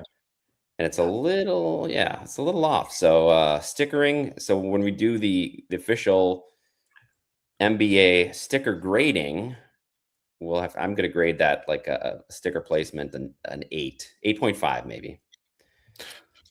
What does the gold mean? Is that top 5% of eye appeal? Yeah, it means some idiot's gonna care what it means. Sorry. Full disclosure, I do have one of my Prism rookie Giannis cards. I did buy. It had an NBA sticker on. I bought it in spite of that because I got a good deal on it. But there's the silver diamond. I forgot that it had this designation, and one of the cards I won had it. Yeah, I think gold's either 5 or 10%. So I was told that it's not an exact percentage. It just means in that ballpark figure, but I don't know. Like we talked about with Ty's Griffey's, did he look at all tens of thousands of graded copies to compare it? I don't know. Let's not get into that. But that's still a nice Giannis card, and I'm excited for him to get back, even though he's probably not going to have too many more games with my Bucks. All right. Yeah. How do you feel about that? Sorry. How do you feel about him leaving? Gosh. Jeff, I see Chris up next to me and I keep saying his name. How do you feel about that, Jeff? Him leaving? Are you super sad? Does it feel like just necessary evil? How do you feel? Yeah, it's kind of gotten to that point where I think it's probably best for all parties. I'm going to be sad when he leaves. I'd love to see him a lifelong Buck, but they've tried a lot of stuff around him, and there's just been so many injuries and colossal failures. Now they don't have many draft picks. They don't have a lot of capital. He's eligible to be traded again this summer before signing a ridiculous supermax or whatever they call in the NBA for the top players. So he'll probably go somewhere like New York, probably a bigger market, which will likely boost his cards. So that's the upside, I guess. Maybe he's the guy that can bring, would it be the second championship ever to the Knicks? Yeah. Yes. And he said he wanted to play in MSG. He always plays well there. I mean, yeah, that'd be a nice little story. I think Curator Cardboard mentioned this other Rivera card. Age 6. Yeah, right. I mean, if he's like 106 pounds in this photo, and the glove is bigger than him. Yeah, and obviously adorned with another sticker. I'd never seen this card before, so I think that's pretty cool. But yeah, I'd rather have the ball. It looks like the Brewer police issued cards of the 80s. It definitely does. All right, hold on. Scott, As a we got Braves some cool fan, ones. Thanks, Oh, sorry. okay. Sorry. all right, Phil, I want to know your opinion on Michael Harris because there was Done. I've been done with this guy for probably 2 years before you Oh. were. I know you weren't really in on him last year either, were you? emotionally, yes. Financially, no. Yeah. He means a lot to me. I love the guy. And I hope he stays in center field for the Braves, for the next like 5 or 10 years. I just really, really hope he learns to hit the baseball better. And if he He's does, kind of like Jason Hayward. Had that really great rookie year with a lot of offensive potential. Still a good player for sure, but just did not live up to like what we expected to offensively. yeah, he was a great 9-hole hitter. Like, and I don't mean that because 9-hole hitter. I mean, he did really well in that spot. They tried to move him up last year, and he just could not. Like, it was bad. Like, it was legit. It was like Oh, trust me, I watched a lot really, of really bad. Yeah. He had He at was least awesome. like 3 or 4 big red flags. Like one was like the lineup position. One was hitting the ball on the ground too much. Yep. One but- was like speed declining. And there were probably like a bunch of other ones too, but He's only 25 next year. He's still super young. That's the same age Aaron Judge was in his first full year of baseball. Like he kind of passes the eye test. And I think that's the challenge with some of these guys. Like he's going to be an above average ball player still for the rest of his career, I think. That's the hard part, Phil. He's really inconsistent too. He's going to be a Major League Baseball for a long time, and that's the hard part. But that obviously does not mean value. No. And Jeff owned him in fantasy last year and had just reached his breaking point, dropped him, and then he went on his like 3 or 4 week hot streak. Yep. But his defense is so good that he's going to stay. I don't think they're going to send him down. Hopefully they can tweak something and figure it out. But I kind of feel like there's a chance to make some money on a card like this. And I don't like to use that terminology, but you can buy his gold auto, and there's no way this clears $1,000 at the end of all this. He puts together a good first half. He might be the rare Brave that actually, I mean, to his credit, he has stayed on the field, which no other players seem to be able to do besides Matt Olson. There's another cool a Mo Vaughn. Oh, a Mo Vaughn in the auction? Star Rubies. Yeah. Oh. Or Sky Rubies, whatever it's called. Scott, can you grab that card? Phil, do you see the question from Chris C about Roman Anthony? Do you want to? Something about squatting. Also that one. Oh, Roman Anthony's a stronghold. He's kind of expensive right now.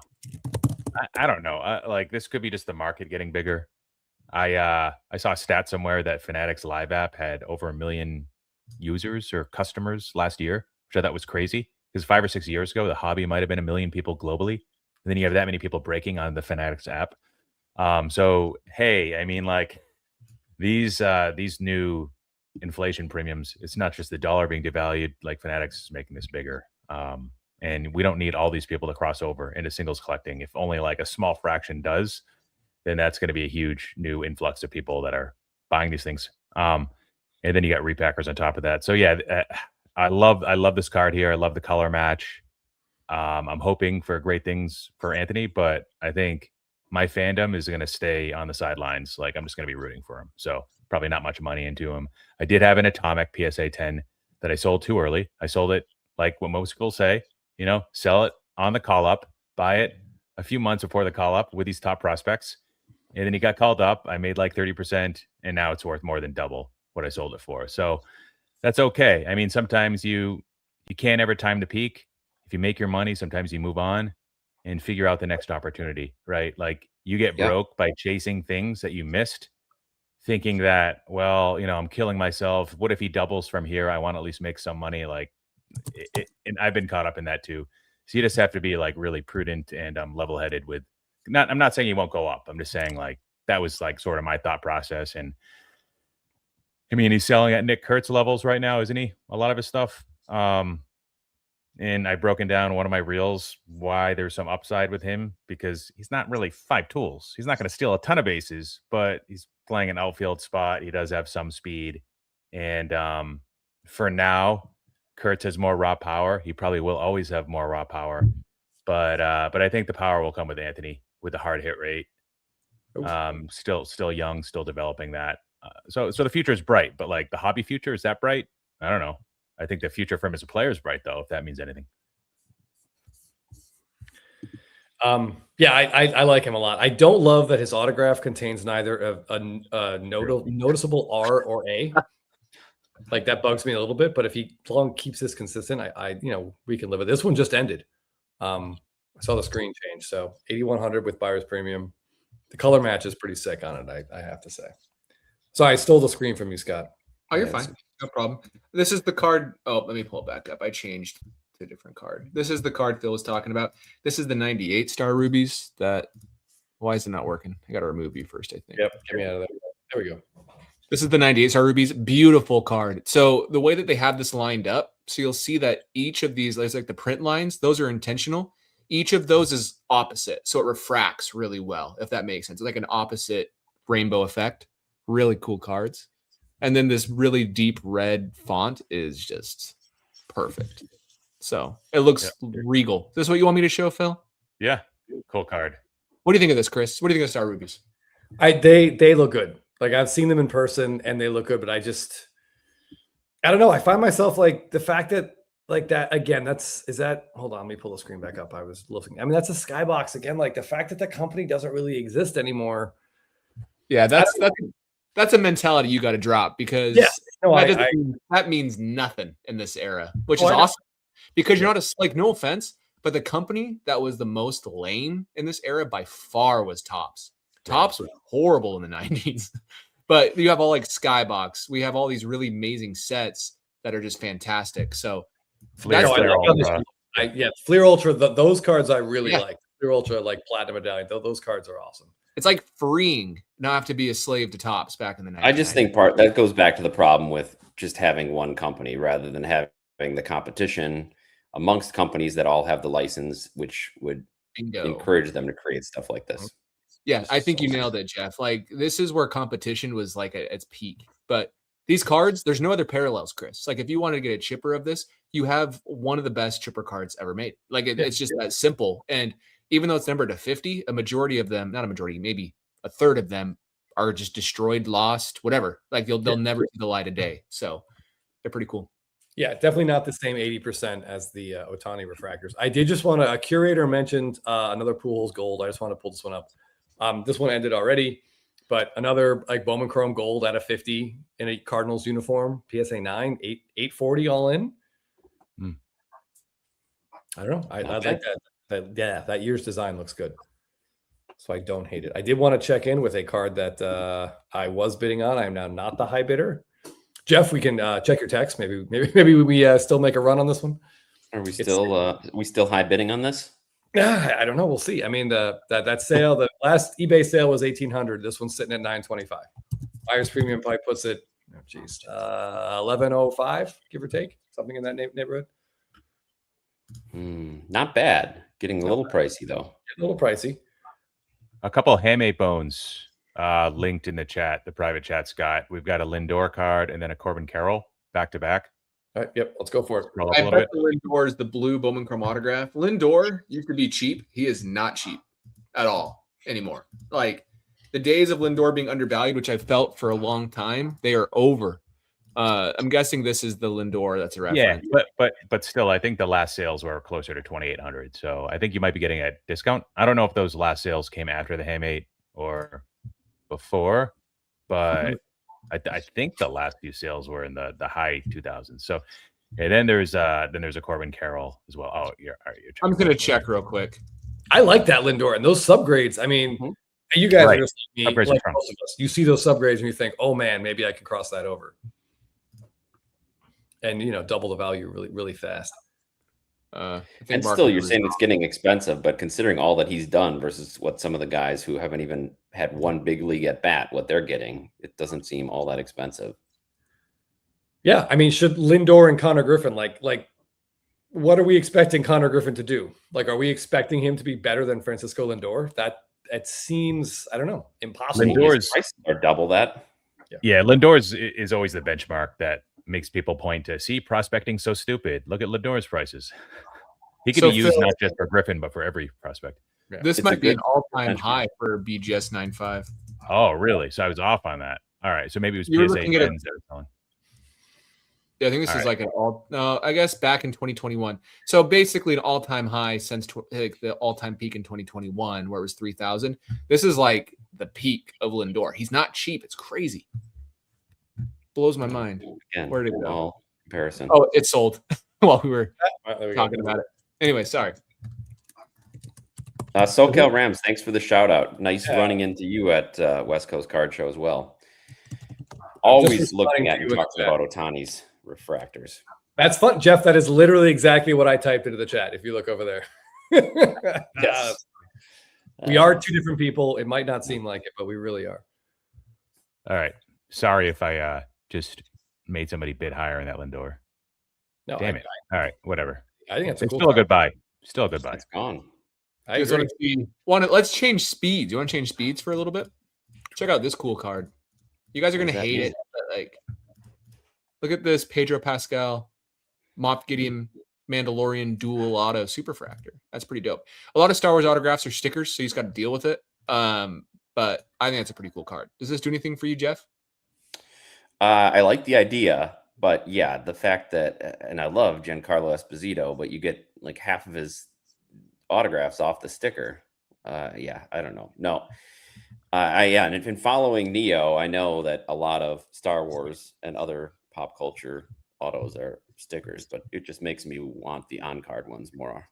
Yeah, and like the superfractor, but I love both those actors. Like those two guys are great. And you're telling me that you look at your sheet of Giancarlo Esposito's auto stickers, and that was the best one for the The best superfractor? one to put on a one-of-one. Yeah. That seems, come on. I Do think better. that often. Do better. I think that often. So let's go look at the most expensive cards. You want to pull those up, Chris? Somebody said that Jordan cleared like 100 grand. No way. The prospect one? I keep looking at that Barry Bonds card. I'm like, can I buy a Bonds auto for for that little? Do it. All right. Hold There on. is a cosmic 1-of-1 Ohtani that's going to be one of the top selling cards. I don't know if it's sold yet. It's a die cut. What planet is it? Oh, there it is. I see it. Okay. The Here, Mookie Pink went for $1,100, by the way. PSA. I mean, that feels like a pretty good buy. All right. Here's what the card Phil is referring to. All right. Which one of our viewers won this one? Oh, it's still going. Congratulations. Still going. Still going. Oh, well, What I need to know if I'm bidding on a card like this, and honestly, I don't hate it. I die cuts as a kid in the 90s. Die cuts are kind of cool. I need to find this image, and this swing, the ball has got to have been hit out of the ballpark. It has to. He can't have just like popped this one a mile high, which technically would still be in orbit. It has to have left the park. Well, his judging from his head angle, it wasn't a pop up straight up. No, he's almost looking oppo, right? Yeah. Or straight to center. It's hard to look. I don't know, Phil, is this you like Cosmic? What do you think about this car? I know you're not dropping 70 grand on it, but do you like it? Yeah, I think it's pretty cool. I mean, do you want me to tell the truth? No, I don't really like it at all. I mean, look at the Rockets. I could draw that. My daughter could draw those. No, I mean, this card's okay. Listen, like, I like some of the other cosmic stuff, some of the other insert stuff. This just isn't for me. I've never really been a die cut guy either. But I like the superfractor money on look. Ohtani. I like that it's a superfractor. Okay. I like that he's wearing a Dodgers uniform. All right. Here are some things I like about it. This whole launch into orbit and those rockets, which I agree are not the best graphic design I've ever seen. It looks like a patch, which is kind of cool. Okay. One thing I did not notice initially is that this is a World Series photo. See that right there?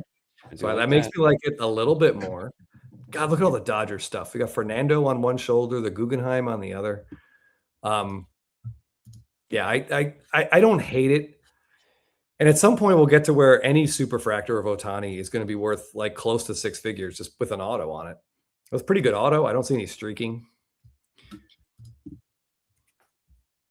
Apparently, he doesn't have a whole lot of superfractor autos from before 2025 because all the ones I see are from 2025 that are for sale. You know what I mean? So maybe it's a rarity, and Scott probably has numbers on this. Like, actually, Phil, there are 147 produced.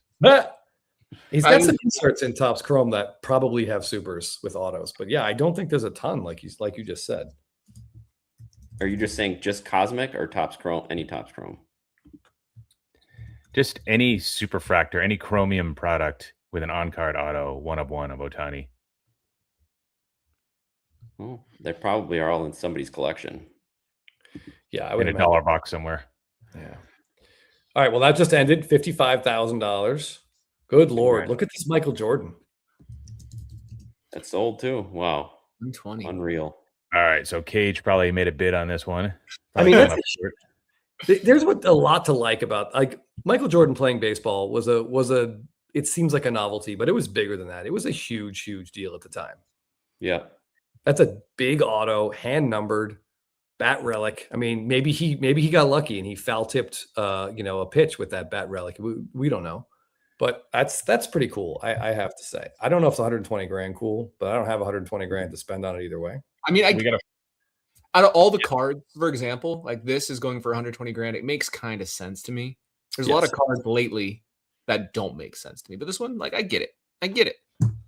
Yes, I know Adam Gray, who's a good friend of the channel. He actually came on one of our shows. I think he's the only guest he ever had in Spitballin Cards, actually. He did a really great reel on this, and only like 3 have ever sold. Like they're so rare. Like they don't pop up. So there's a lot to this card. The fact it's game used is a big deal too. So yeah, I'm guessing that product wasn't ripped a ton. Speaking of which, we have to find that product and open it. is this a redemption? Do we know if that's inserted in packs? Like there's things that I don't know. Also, I placed a bid on 2 cards that I'm kind of like, why did I do that? And they end in 3 minutes. So we'll see if I win them, and then we can talk about it. Nice. Hey, bring up the Corbin Carroll 1-of-1. It's sold. I know, but so if you click on the link, you'll be able to pull it. So I think it went for like 2,100. Shoot. All right. Okay. Where is the? There we go. Nope, that's the Cal Raleigh. Which link, Phil? There's a bunch in there. Private chat. It's just look for the word Carol. It's under where you said agreed. Oh. Uh-oh. Oh, okay. There we go. Oh, the Nike swoosh. Okay, there we go. Got it. Kind of a cool card. Yeah. 1-of-1. Not a rookie though. I think it's an interesting sale. 2340. He could have used the space better. But I kind of like the logo 1-of-1s. I think those are cool looking. I know people prefer like the patches from the team name, but I think the logos are cool.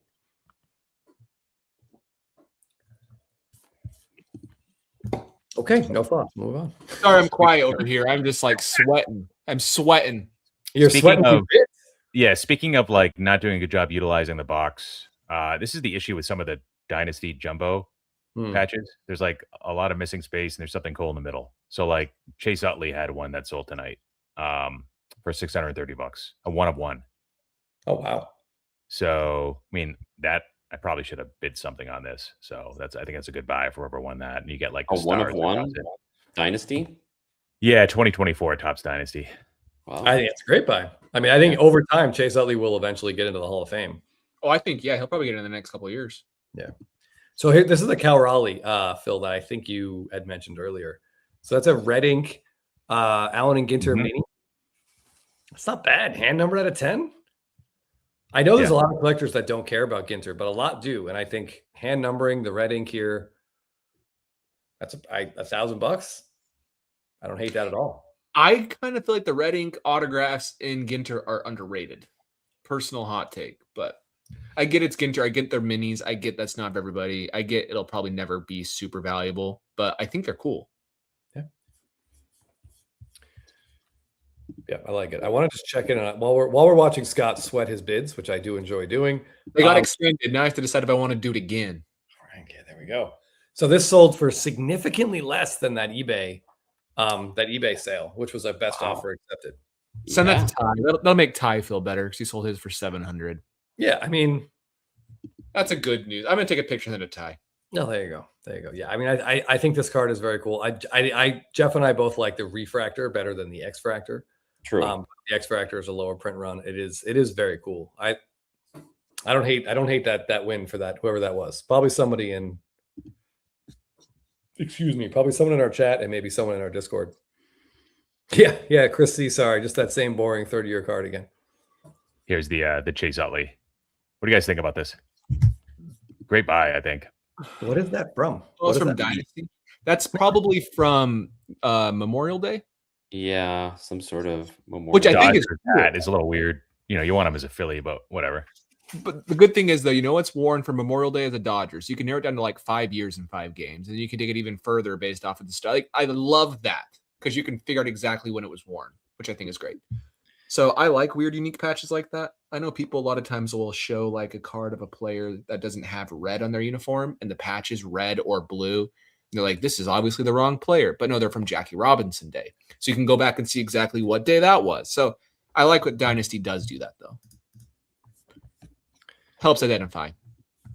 Absolutely. All right, I want to show this relatively inexpensive card that's still available. It's a 5-star, which is a set that we probably don't care about. But this is Luis Gonzalez is one of the greatest Diamondbacks of all time. Not many players have a walk-off hit in Game 7 of the World Series. Yeah. And combine him with Corbin Carroll. I mean, if you're a Diamondbacks, if you're a D-backs fan, I mean, that's a pretty cool combination of players right there. Yeah, if Carroll stays there for the long term, that's not bad. You weren't sharing your screen, by the way, but now we can. Did you get up there now? Yeah. We see it now. Yeah. Okay, there we go. Yeah, I think stuff like this is very, very cool.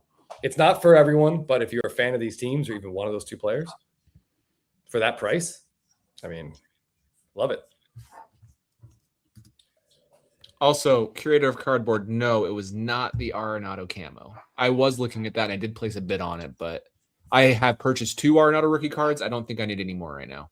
Yeah, I saw that. I did see that came out earlier. I meant to bring that up because it was at $300 at the time. Number to 99. Man, he's like way out of style right now. Nobody wants Arenado stuff, but I thought that was a very good price. So this is interesting. Not saying it's a steal. A PSA 9 went for $380. You can get these raw for like probably closer to 200, but this is a pop 1 of 3, right? So you've got the Dominican flag behind him.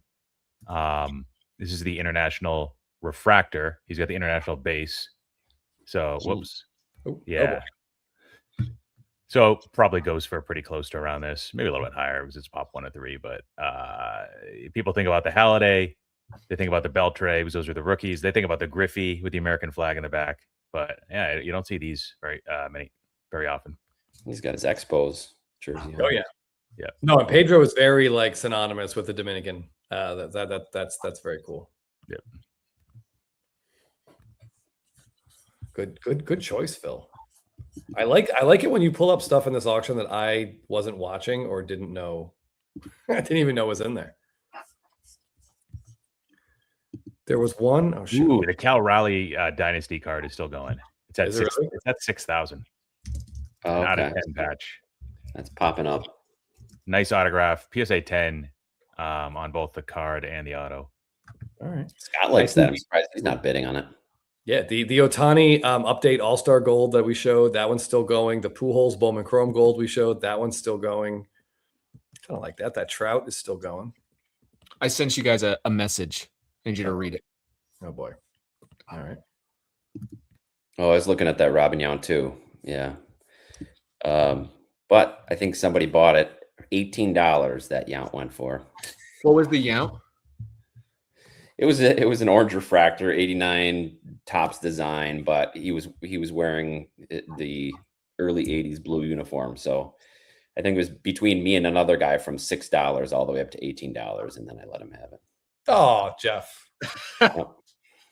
Okay, so the power of the PSA 10 for Dynasty is a thing. Right. Cal Raleigh, his last Dynasty sale with a better patch out of 10 just sold for $2,300 last month. His Dynasty PSA 10 is at $6,000 plus buyer's premium, so $7,200 right now. So wow, the PSA 10 premium, the PSA 10 premium on Dynasty is so lame. I don't get it. I mean, as an owner of a couple PSA 10 Dynasties, I love it. I know. I love that, and it proves the theory is accurate. But interesting thing to note. Oh, you're Scott pumping Dynasty again. Just kidding. Yeah, I love Dynasty. I mean, not Dynasty. PSA. I meant. Yeah. I don't mind you pumping. That makes more sense. Yeah. You got to pump something he also wants pumped, or don't. Pump. Yes, please. Phil's over there rolling his eyes, like, "Oh, this guy." So I'm going to show some notable cards. Sorry, this is Edge, so the layout is horrible on this. As Phil is showing Chase Utley Dynasty. Russell in Arizona. I laughed out loud at that. Jeff knows his limits. Ooh. True. Bo Bichette. You guys see my screen, right? Yes. Yep. Bo Bichette went for $2,340. Who would Pete end up? good timing for him. We'll come across Pete eventually. All right, move on. I did at 432. Mauricio, bad timing for you, buddy. 480. Yeah. Last sale for him, I think, was 780. PSA 10, true orange. Ouch. Jeez. Who cares about that sizzle? Well, I don't really care about it. CJ Stroud, football. CJ Stroud guy hit hard. He's out of style. Yeah. All right. This guy's pretty cool. Luke Keishel, 1350 for like a tier 2 type young stud type player. Well, I don't know if you call him a stud. Go watch some Luke Keishel highlights. He's pretty cool. Kind of like a young Trout, honestly. Yeah, I would buy him in fantasy more than I might put money into his cards, given that he plays on the Twins. Can you pull up that Joe Mauer card right there? Yeah, James Wood, 1020 for his Atomics. Seems like Atomics are making a comeback within Bowman, or I don't know if they ever came, but they're kind of blowing up now, at least for Ohtani. All right, yeah. So Mauer, 2002 Bowman Chrome. What is that? 1020. I mean, is that another example, Scott? You might know the Mauer market better than I do, but is that another example of that is clearly Joe Mauer's best card? It's basically Joe Mauer's only rookie card. He also has a Topps flagship, I think, and he has one other autograph as well. But yes, that is definitively his best rookie card, and there's like no parallels. He has a gold. There's nothing numbered less than 50. Yeah, I was gonna say I think there's a gold out of 50, and that's it. Yeah, there's no super, there's no red. Like that is a premium Joe Mauer card, and he has a pretty good fan base as a one-team player. Mm-hmm. Yeah. Luis Pena is another example of a guy that's just getting overlooked by Connor Griffin and others. So one of Jeff's guys, 1230. I don't know if he maybe fell off in the second half last year, but yes, definitely some separation between his prices and Jesus Mate. And then you've got the Acuna BGS 9.5 Mother's Day 1500. Okay. LED La Cruz Red Ink got a Heritage SGC 9.5 that went for 1470. Which I feel honest question. Given Ellie's market. Yep. If that card is in a PSA 9 slab, does it go for more or less than 1450? It goes for roughly the same, maybe a tad higher now. If it has the 10 auto, if it had the 10 auto as well, I think it goes for more. Yeah, I think so too. I think I agree. Yeah. All right, Connor Griffin base. So Connor Griffin, he had the 2 refractors, refractor autos out of 499. Those both went for 3720. So right around the 3800 price. I like how you have him right next to Lindor there. Easy comparison. Yeah. Right? Exactly. The blue. Lindor. Finest refractor, Ohtani, a card that Chris and Jeff like a lot. 2760. Wow. I think that's a new high on that one. I agree. This one has a pop of, I think, under 200, but it's not numbered. It's around 250, I think. Okay. But it's a visually pleasing card. Yeah. At some point, where are we putting our money in Ohtani? I still think that's a pretty decent deal at $2,700. Yeah. For which one? The finest refractor. Finest refractor, Ohtani. The true green of Bobby Witt, you could get these in August for closer to I think 4,500. And now these have blown up. One on eBay went for 6,600. This one's at 7,200. So somebody might have been indirectly asking about the green Witt when they were asking about earlier, green shimmer versus true green and what the multiplier is. All right, there's a number of other stuff, but I'll stop there. I think go. Keep going. No, keep going. But, we'll get to a lot. I've got to bail. Yeah. My alarm's set for 3:05, so I've got an early morning. What are you doing tomorrow? Shooting on the show, and we're shooting on location. My first location day on Origins, but we're shooting pretty far from here, and I've got to be there by 5. So early morning. Jeff, I'm proud of you, man. That's so exciting. Thanks, buddy. I'll listen to the rest of this on my drive in tomorrow. So I know Chris is going to go till midnight Pacific. So he by himself, huh? Oh yeah, we'll just talk about every card in this auction. Yeah, auctions. I'm losing right now. The question is, you guys know what I'm buying. Should I throw another bid on there, or should I pass it up? I don't know what you're buying. I wasn't paying any attention when you were talking. So I said check the chat. Remember that chat. I'd stop, Scott, and I'll tell you why later, but I can't explain now. I think you can tell me. I think I'm going to stop. I think where it's at, we can talk about it. All right. You should bring it up. Maybe you're bidding against someone in the chat and you can talk to him about it. Why would you stop? I'm stopping. This is the card I was looking at. All right. PSA 9, there's only one graded higher. I like the what if he has no Topps Chrome rookie? Well, besides the the box topper. There's no parallels of that card. This is his best gold refractor rookie card. Is like the thesis behind it, and it's pop 1 of 2 with only 1 PSA 10. So that's why there was a PSA 8 that just sold for $999. This one I was like at $11.50 on, so I felt good about that. But now I'm starting to not feel so good about it. Well, buy it. Cool card. I'm gonna leave and listen to Phil's response in the morning, and then I'll listen to Scott's buyer's remorse. Everybody, good luck. Everybody bidding. I hope you get what you want. Good luck tomorrow, Jeff. Thank you. I think buttons cost $11.50, so I can have an extra buttons, or I can have a Kershaw rookie. What do you guys think's better? The Kershaw rookie. Sorry, buttons. What else you got? Phil? This one's interesting, man. I'll just click on this card. Phil, why didn't you like it? You said you would tell me afterwards. You can just tell me now. Oh, I thought you were talking about a different gold Kershaw. Wasn't there another card in the auction? Oh, that was the Bowman Chromato. That sold for $12,600. Yeah. And I know you're kind of moving away from Bowman autos a little bit. So, all right. 24 Topps Dynasty. This is a triple.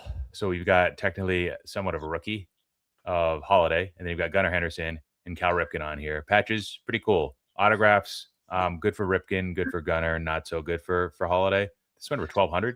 For some reason, I expected to do a little bit better, but I don't know. I don't know the market for these things. What did Jeff do? Yeah, Ahmed, Jeff, of the 5 people on Spitballin, Jeff is the least of a jerk. Jeff's the nicest man I know. He's like the nicest person. The rest of us are trash in our own ways, but Jeff is the nicest person. If you said, is Chris a jerk? I'd be like, no, he's just misunderstood. But Jeff, I'm like, no, Jeff's great. Some people think, but no. Anyway, sorry, Phil. This is a cool card. Ahmed, that was me. I'm not Jeff. I'm Chris. That explains it, Scott. He was asking if I'm a jerk or something. That makes total sense. Chris isn't a jerk. He's just misunderstood. All right, so this Glaber. Phil, let's talk about that other card. Sorry, if Chris and I were distracted by a comment. No, it's all right. It's all right. I want to talk about the card is whatever. I mean, the viewers go saw back to it. Jackson Holiday. Let's talk about Jackson Holiday real quick, because this card would go for a lot more if they substituted another decent Orioles player. But like, this card is ruined by Jackson Holiday. Do you think Jackson Holiday, could this be a sneaky good buy if we really believe in him long term, or do we think this card's just meh? Yeah, if you think he could turn it, it's not like it's Chris Davis. Jackson Holiday could still turn this around. And if he does, this card probably triples in value. Yeah, it's a cool card. And Gunnar has to, continue to do what he's doing. Yeah. Okay, go to the next one, Phil. Yeah, sure. So the Glaber card sold. So is that $900 all in? Yeah, that's a great. I don't hate it. I don't hate it. That's a good price on that card. That's the type of card where a Glaber collector in 10 years is going to pay $3,000 for that card. Not kidding. That's how you got to think sometimes, is not just about the player, but about the card itself. That's a great buy. Will there be a Glaber collector in 3? And if he has a one for Detroit this year, I mean, Not to be annoying about Billy Butler. I know it's annoying, but it's the guy that I can reference to. If that exact card was a Billy Butler rookie card from 2005 that existed, same patch, same everything, I would pay over $1,000 for it, like plain and simple. So here's another one I don't hate. I think it's a pretty good price. Yeah, great price. Blake Snell, 2 Cy Youngs, 1080 for a logo man, non-rookie, 2022 Dynasty. A lot of people put it in their top 2 or 3 favorite Dynasty sets. I don't know if that helps the card. It could a little. I wonder if it's hurt because he was a Padre in the photo versus a Ray or something. Classic Blake Snell photo, though. Yeah. He looks stoned. Yep. Completely. All right, so Mookie sold Scott. So this one ended up going for $33.60 for a 1 out of 5. That feels like a really good. I almost wish I'd bid on that. Yeah, it's a cool card. It's a really special card. It really is. Mother's Day home run. Yep. Yeah. And I love the fact that the red stripe, you know exactly where it's from on the jersey. Yeah, you can identify it if you really wanted to.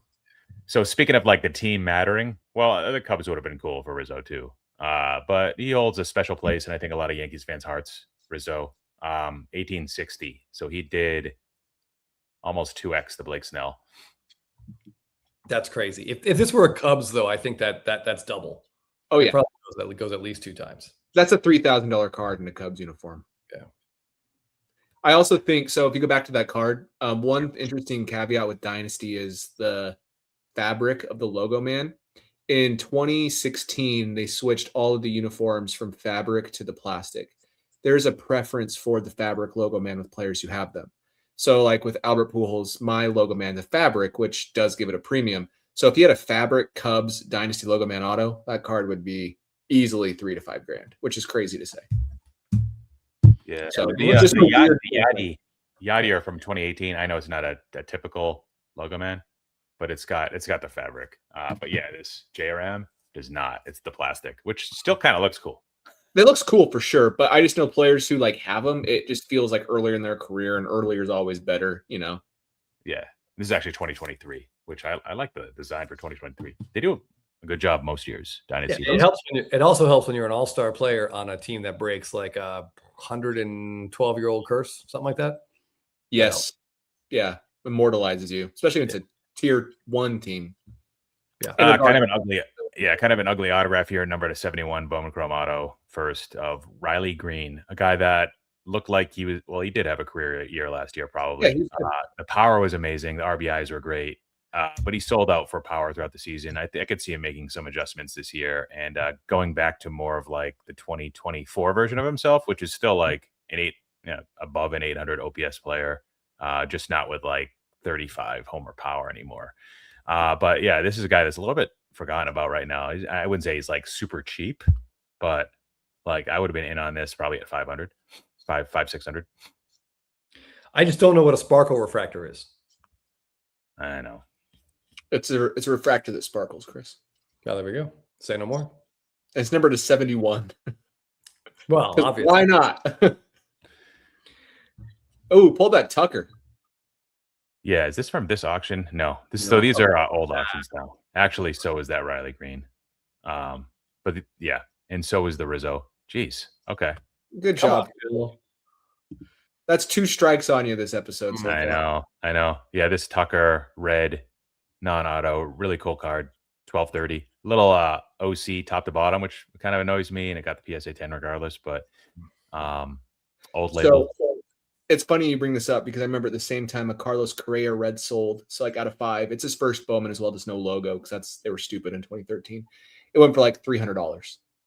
So it kind of goes to show me like Kyle Tucker is being considered in that higher tier still, which is a little scary because he might not be that guy. Well, we're going to find out. He's going to Chicago. Wait, no, he's not. Yes? No, go to Dodgers. Oh, the Dodgers. That's right. Yeah. Sorry. He was in Chicago, though. Chris. Yeah, he was in Chicago. God, how much bourbon was in my cup? Based on my breath, I'm going to say a lot. Did that Kershaw end? It sold for $11.70, so I was the underbidder. Dude, that should be my Instagram nickname, Chronic Underbidder. The underbidder? The Underbidder. That's a great Instagram name. It is. It is actually. Proper focus. I think he's a little under, but I think over the last month he's becoming more fairly with a lot of his cards. So I mean, there's some sneaky cards in there that are still undervalued to me from Witt in particular. But yes, I agree. He's starting to become fairly valued. I don't think he's overvalued yet. Right. Okay, hold on. Chris, for the first time ever, peer pressured me into buying a card, and it was a Witt card. I did? That didn't sound like me. Oh, wait. Yes, it does. It sounds exactly like me. You know what I bought, don't you? You were talking about it. I don't remember. Oh, yeah. I do remember now. Yes. I think that's a great card. It gets delivered tomorrow. I'll post it on my Instagram if you want to see it. Actually, I'll post it in the Discord. So that way you can see the Discord first. Oh, there you go. Yeah, no, you're going to be thrilled when you get that. I have one of those, and it's awesome. Okay. Guys, are we good to wrap this up? Auction's over. Everything's done. Yeah, let's do it. Thank you for watching. Showing cards from other auctions. Yeah. We appreciate you all. Buttons, Chris, Phil, and I. Look over here, Buttons. Come on. Woo. You know, you raise a dog, only look at the camera. But we appreciate you guys. Thanks for watching. If you like our content, go check out our Discord and Patreon. It's a lot of fun. For those that are in the Discord and Patreon here right now, thank you. We appreciate you all. And other than that, we'll see you guys in the next episode. Thanks all. Cheers. See ya.